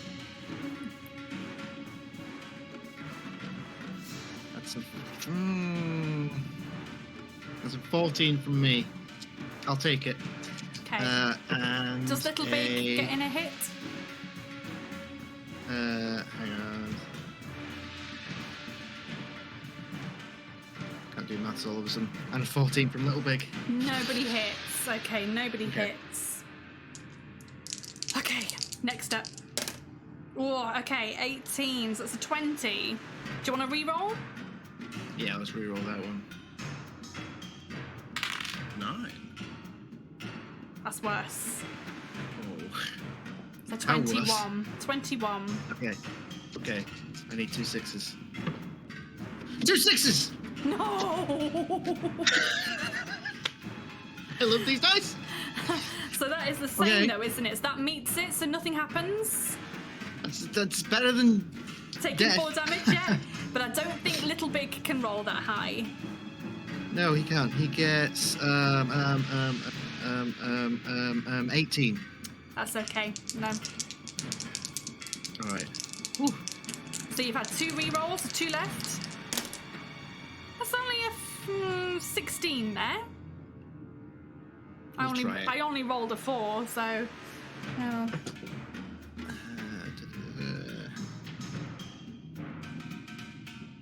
15. 15? What did I get? 16. Okay. No. Right. And then Little Big gets.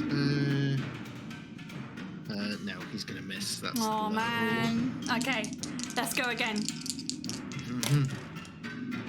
Oh, only 16 again. I only rolled a 4 again. Okay. Oh, better. 19. Oh, okay, you got it. It's on 4 health. Can Little Big get a hit in? Come on, Little Big. Can he beat 14? 16. Oh, it's on 2 health. You need 1 more God. hit. 1 more hit. Oh God. That is a 20. Do you want to re-roll? Yes, please.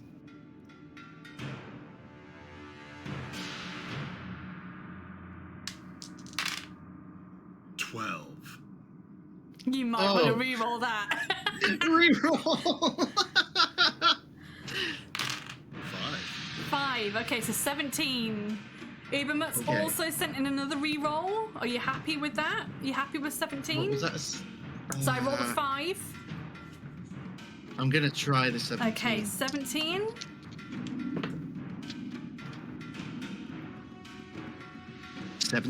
So nothing happens. Can Little Big beat that? Come on, Little Big. It's got to roll a 12. Take us home.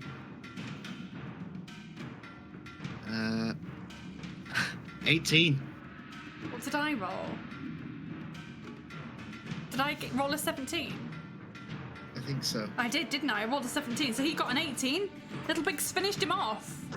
Oh my god, yeah, that was tense. Not helped by the fact that I messed up. But we're gonna save it there. Gigantus is down. Oh man, I'm gonna have my final provision. What stamina did that leave you on? I am currently on 9. So I'm gonna have my last provision and make that 13. Oh my goodness. And you've got a luck of 6. Crikey, Nora. Right, if you win, turn to page 133. This has been such an intense roller coaster. I'm actually feeling like I need to have a nap after this. What was the time? That was at 1 hour 47 and 24 seconds. Okay. Lying still on the floor, the lifeless Gigantus once more resembles a boulder. Little Big crouches down by its head and says, I'm told these spiked horns can pierce anything, even rock. They could be very useful. Maybe I should break one off and put them in my back. Maybe I should break off a few and put them in my backpack. Do you want to let Little Big chop off the horns, or dissuade him from doing so and continue looking for a way out of the cave?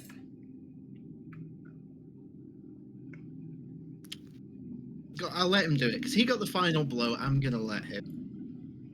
46. This is all uncharted territory now. I don't know what happens here. You've also got a reroll banked for next time, I think? Yes. With strenuous effort, Little Big manages to hack off 6 of the spiked horns. Looking pleased with himself, he places them in his backpack before setting off to look for a way out of the cave. Page 199. Didn't even know he had a backpack. 199. He didn't have a shirt, but he's got a dagger and a backpack. It's come on leaps and bounds since you rescued him. Ooh. The noise of water dripping from the stalactites into the pool on the floor echoes eerily through the cavern. You notice that one pool has a wooden ladle lying next to it. I've not prepared for this at all. I don't have any water dripping sounds. We can go with that. One of the pools has a wooden ladle lying next to it. The water in the pool seems to sparkle in the light.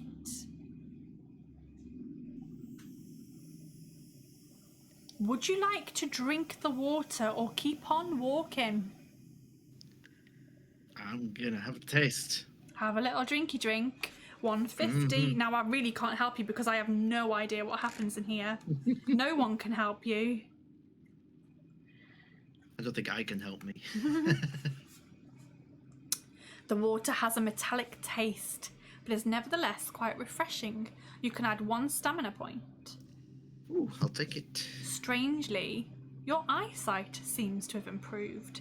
Everything appears sharper, and you can see further into the gloom. Little Big also drinks the water and is overjoyed with his improved vision. Things are looking up, he says. Do I really have to say that? He says, setting off again. It's a stupid joke, Little Big. Stupid joke. 301.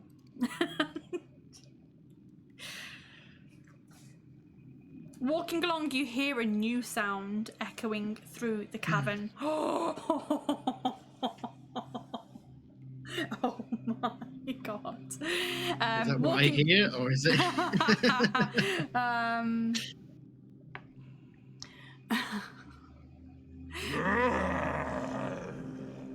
No wonder they threw him in the prison for those jokes. I know, right? Terrible. Walking along, you hear a new sound echoing through the cavern like that of many groaning voices, and from out of the gloom steps 6 shuffling figures wearing tattered rags. Their pallid skin is scarred and peeling, and their vacant, hollow eyes stare blankly from their tortured-looking faces.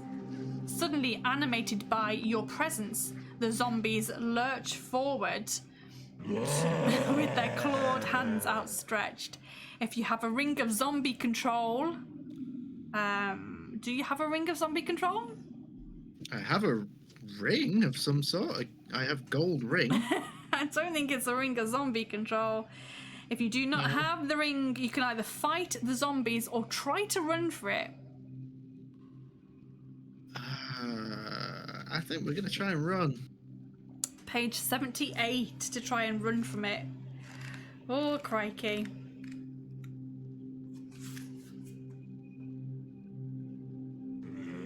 As you run past the zombies, the one closest to you lashes out with its clawed hand. Test your luck. You only have a luck of 6. For both dice, it needs to be 6 or below. Snake eyes. 2? Oh my god. You are very lucky. Your luck goes down to 5, but you are incredibly lucky. Page 164. He's very disappointed. I'm not. You swerve around the clawed hand of the zombie and run off into the gloom of the cavern. The lumbering zombies are soon far behind you. Page 376.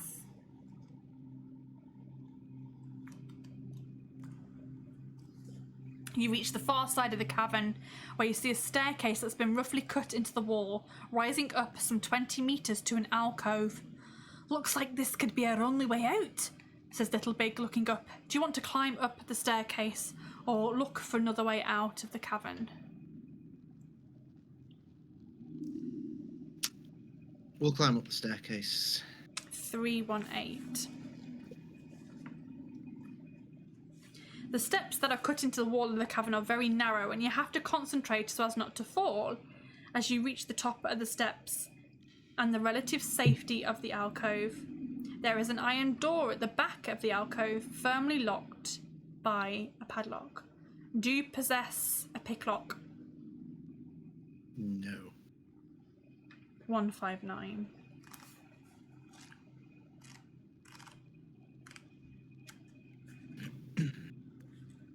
Do you have any keys?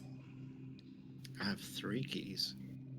Let's turn to 276.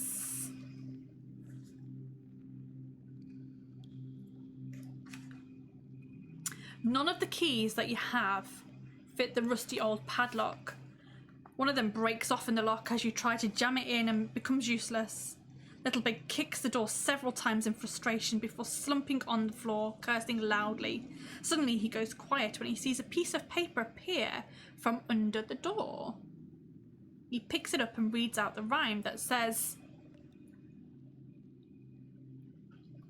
"No key will open the door, so ring a bell and count to 4. Do you have a brass bell?" No. No. 189. Having nothing in your possession with which to open the door, you decide to climb back down the staircase and try to find another way out. You spend the next few hours walking around the cavern. Little Big starts to complain that he's tired and fed up, but you keep on searching for a way out until you're quite exhausted. Finally, you call it a day and lie down to sleep between 2 boulders. You fall into such a deep sleep that you do not hear the almost silent flutter of the wings of a vampire bat circling overhead. Finally, it lands nearby and transforms into a female vampire who is seeking revenge. She walks silently over to you and sinks her 2 fangs into your neck while you sleep.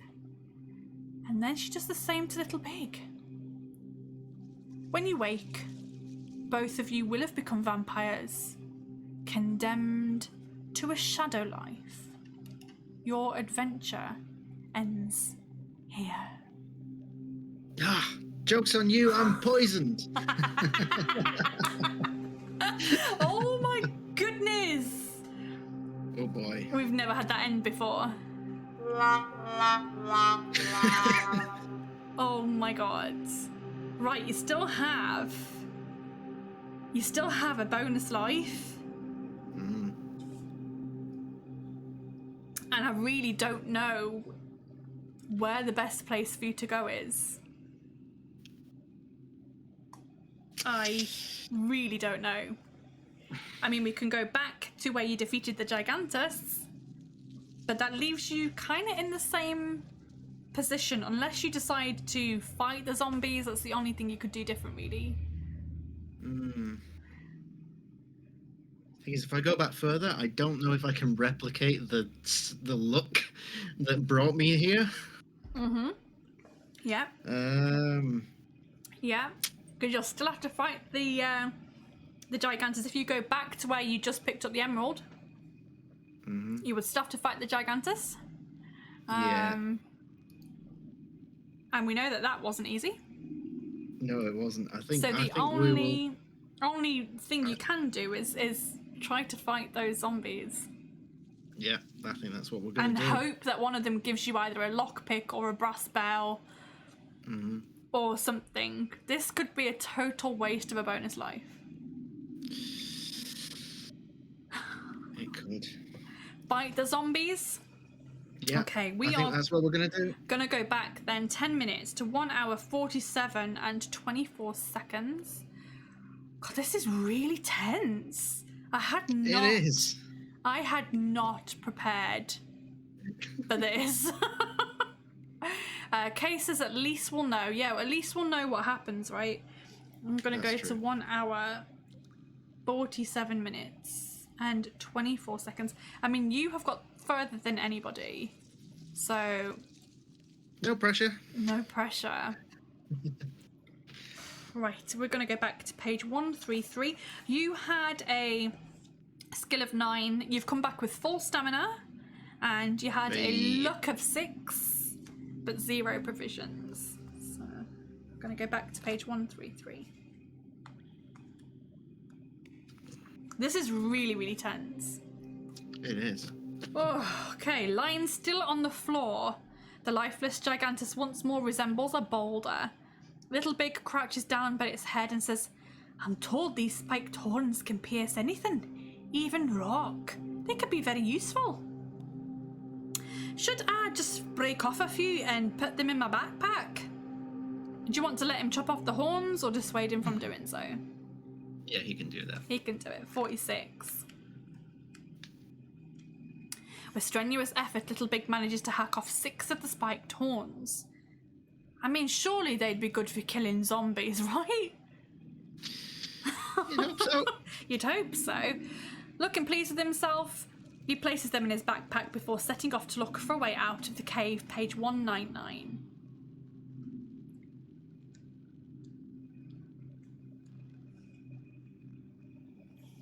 The noise of water dripping from the stalactites into the pool on the floor echoes eerily through the cavern. You notice that one pool has a wooden ladle lying next to it. The water in the pool seems to sparkle in the light. Would you like to drink the water or keep on walking? Don't need to this time because I'm back at full. It does give you better eyesight though. Oh, it does? Yeah, we'll do that. 150. The water has a metallic taste but is nevertheless quite refreshing. Add 1 stamina point, but you don't need to. Strangely, your eyesight seems to have improved. Everything appears sharper and you can see further into the gloom. Little Big also drinks the water and is overjoyed with his improved vision. Things are looking up, he says, setting off again. Hey! 301. I was ready that time. Oh man, Sirenscape is a lot of fun. Walking along, you hear a new sound which echoes through the cavern like that of groaning voices. From out of the gloom steps 6 shuffling figures wearing tattered rags. Their pallid skin is scarred and peeling, and their vacant, hollow eyes stare blankly from their tortured-looking faces.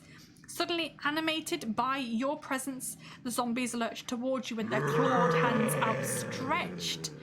We've already established that you don't have a ring of zombie control, so you can either fight them or run for it. Oh, we're gonna fight. You're gonna go down swinging, page 310. Yeah. This could be the end of Kane. 6 of them must be the Backstreet Boys. Okay. The zombies are slow and clumsy, and you're able to fight them one at a time. You decide to take on 4 of them, leaving 2 for Little Big to take care of. So you're gonna fight these by yourself.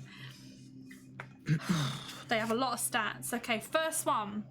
Skill of 6, stamina of 6. Second zombie, skill of 6, stamina of 7.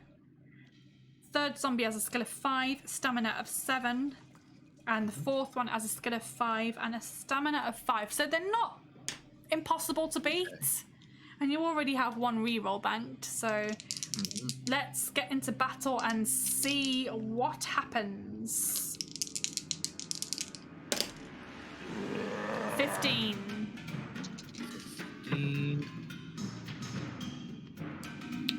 17. Okay. First one is on 4 health already. Again, 15.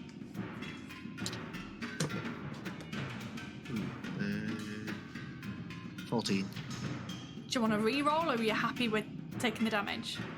I'm gonna save that reroll. Okay. 17. I rolled an 11 there. Try it. 17. Okay. Nothing happens.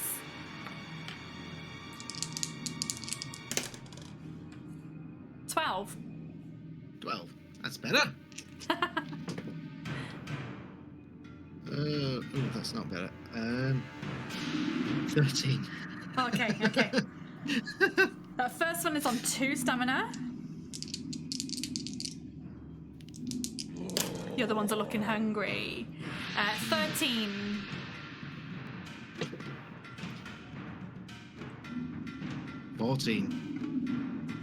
This is close. First one is dead. Second one rocks up.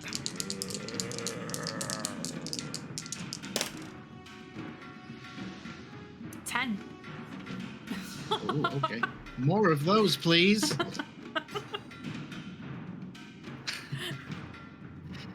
15. Okay, that's on a stamina of 5. The other ones are getting very aggy. They're like, let me at him, let me at him. Let me at him. An 8. Reroll, perhaps? I like this one. Oh yeah, yeah. Many. Many. Yeah. 17. Yeah. You got this. Let's hope that one of them gives you a bell, right? I only rolled an 11. Okay. 15. That one's on 1 health. 13. 19. That one's dead. 2 left. 2 left. 7. Multiple ones. 13. Come on, Vicky. Oh, that's more like it. Yes. 16. All right. This one's gonna get ya.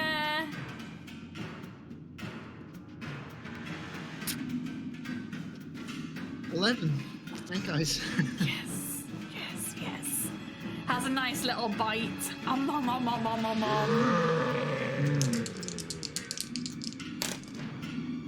11.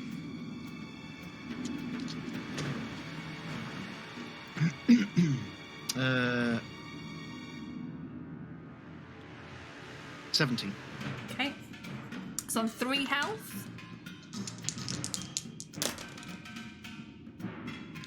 13.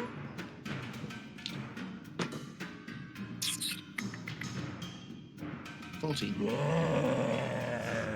It's on 1 health. Come on. 13.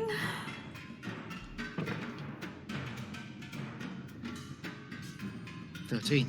Nothing happens. Oh no. 10.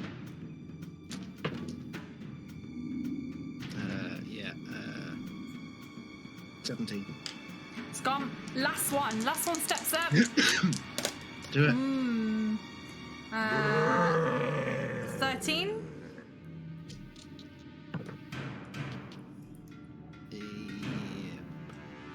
17. Yep.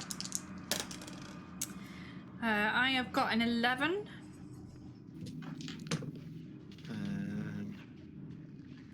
17 again. Okay. You only need to hit it one more time, and it's dead. What? 13.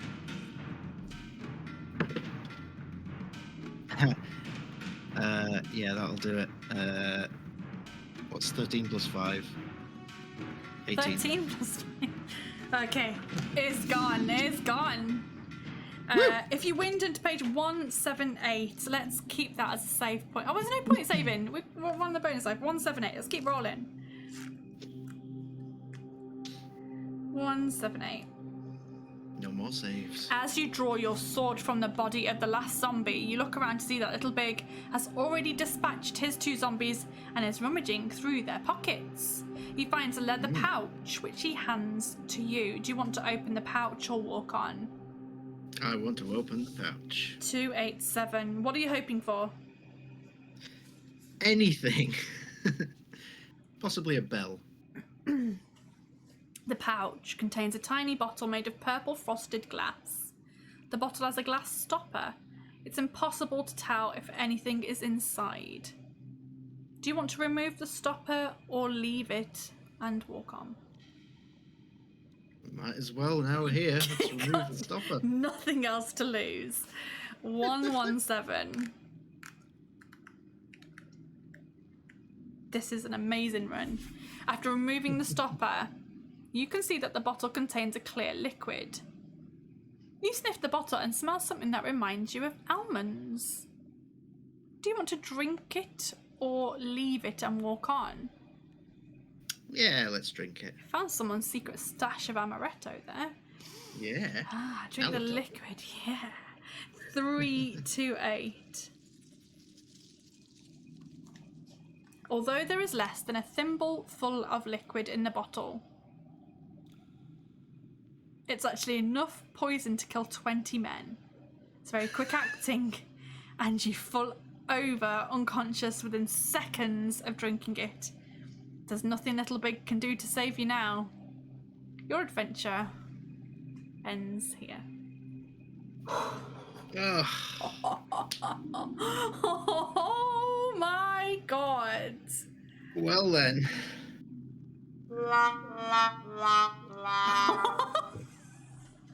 What a great run though! If you find a liquid that smells of almonds in real life, do not drink it. Really? Yeah. Does cyanide smell like almonds? Must do. Oh. Well, there you go. The more you know. Wow. God, this book. I can't believe that some people in the fighting fantasy community just really hate this book. Like, we've had some really good endings, like the last few weeks. They've been brilliant. Yeah, that was great. That was awesome. You got so far. I think you've...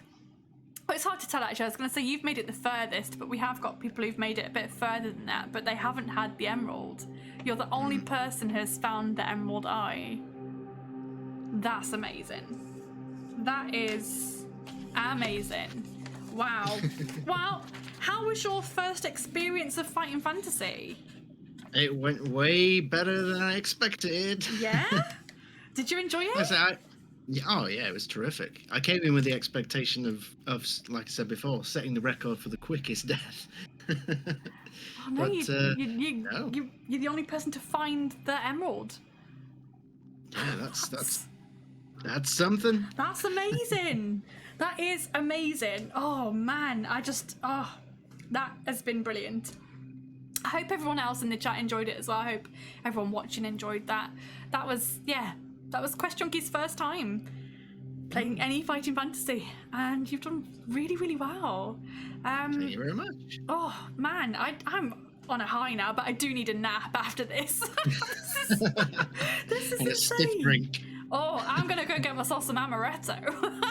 Yeah.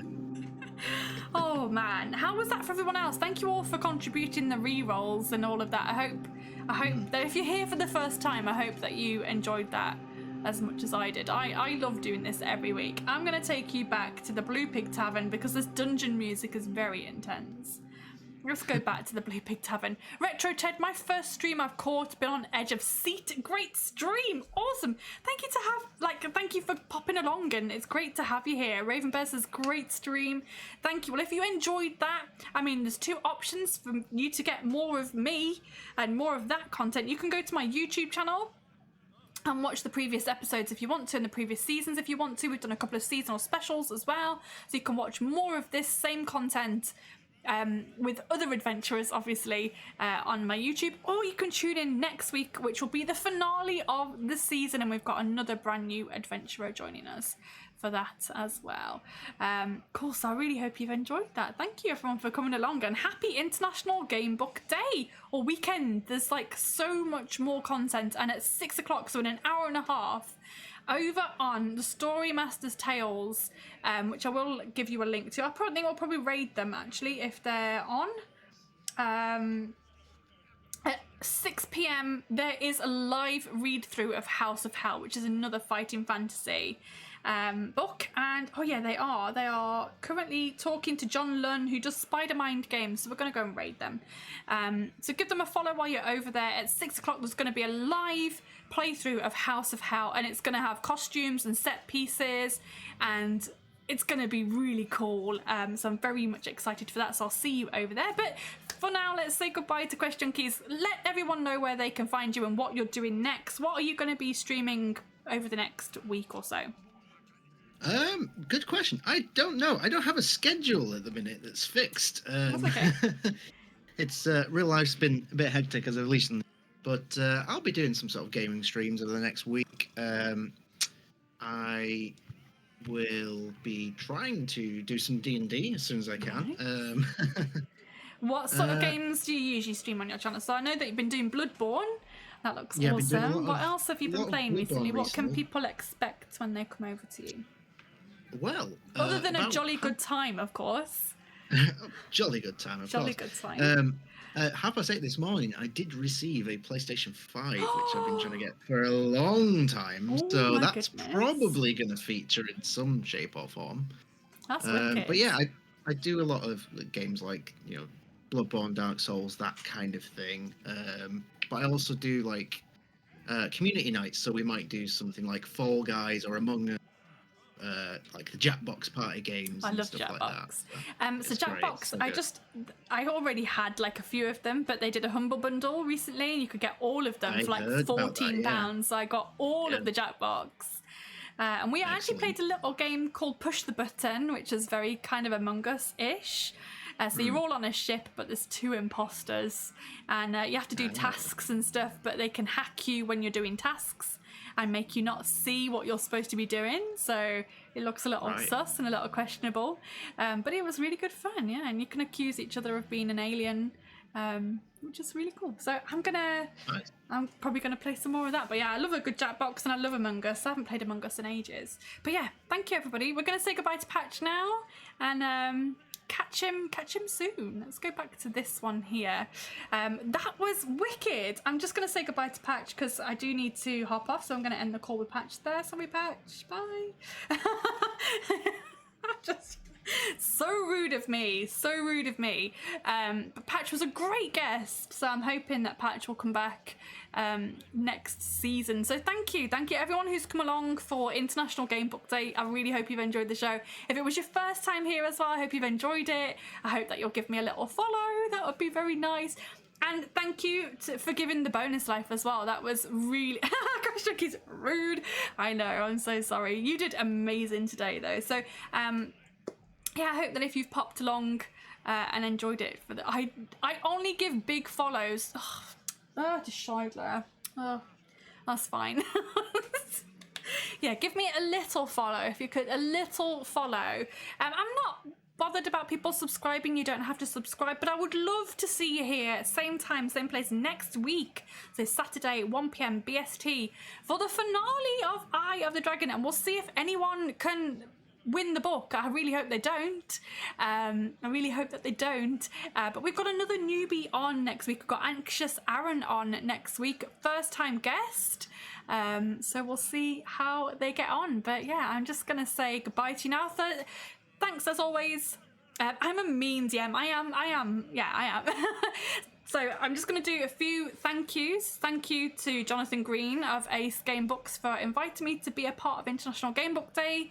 Thank you to Ian for creating this amazing book that I love. I don't care if no one else likes it. I love it. I hope that I've managed to change your mind if you're not a fan. I hope you've enjoyed it today. So thank you for making the book and providing the prize. And thank you for the resub, Quest Junkies. That's very nice of you. You must have had a jolly good time. You must have had a jolly good time. Who else do I need to shout out? I need to shout out Sirenscape for providing all of the ambient music and sound effects for today. And thank you to you guys. Thank you to you guys for tuning in. Thank you to my guests for giving up their time today. And we're going to go and raid the Story Masters Tales. Just because they are continuing with International Game Book Day celebrations over on their channel, and at 6 PM tonight there is going to be a live read through of House of Hell. Now, if you remember House of Hell, we did. Oh, have they just finished? Are they still live? Story Master's Tales says they're live, but I can't see that they're streaming anything. God damn it! I think they've just finished an interview. I was going to raid them. But at 6 o'clock, sorry, at 6 o'clock they're doing House of Hell. If you remember House of Hell, we did that for our Halloween special. I didn't make it out. I was terrible. It was awful and scary, and we didn't make it out. So we'll see if they get to make it out tonight. I don't know how interactive it will be, but hopefully it'll be a little bit interactive. I'm going to give a shout out to Story Master's Tales. I don't think they are streaming right now. Shout out the Story Masters Tales. Go and give them a follow, just so that you can see the House of Hell playthrough later, because I will be there, so we can hang out in the chat and discuss it and all of that. I think that'll be really good fun. I'm actually not going to raid anybody because I wanted to raid them. That was it. That was who I was going to raid. So I'm just going to let you be free. You go and consume whatever content you want to consume, and I'll see you back here, same time next week for the finale of Eye of the Dragon. Will anyone win?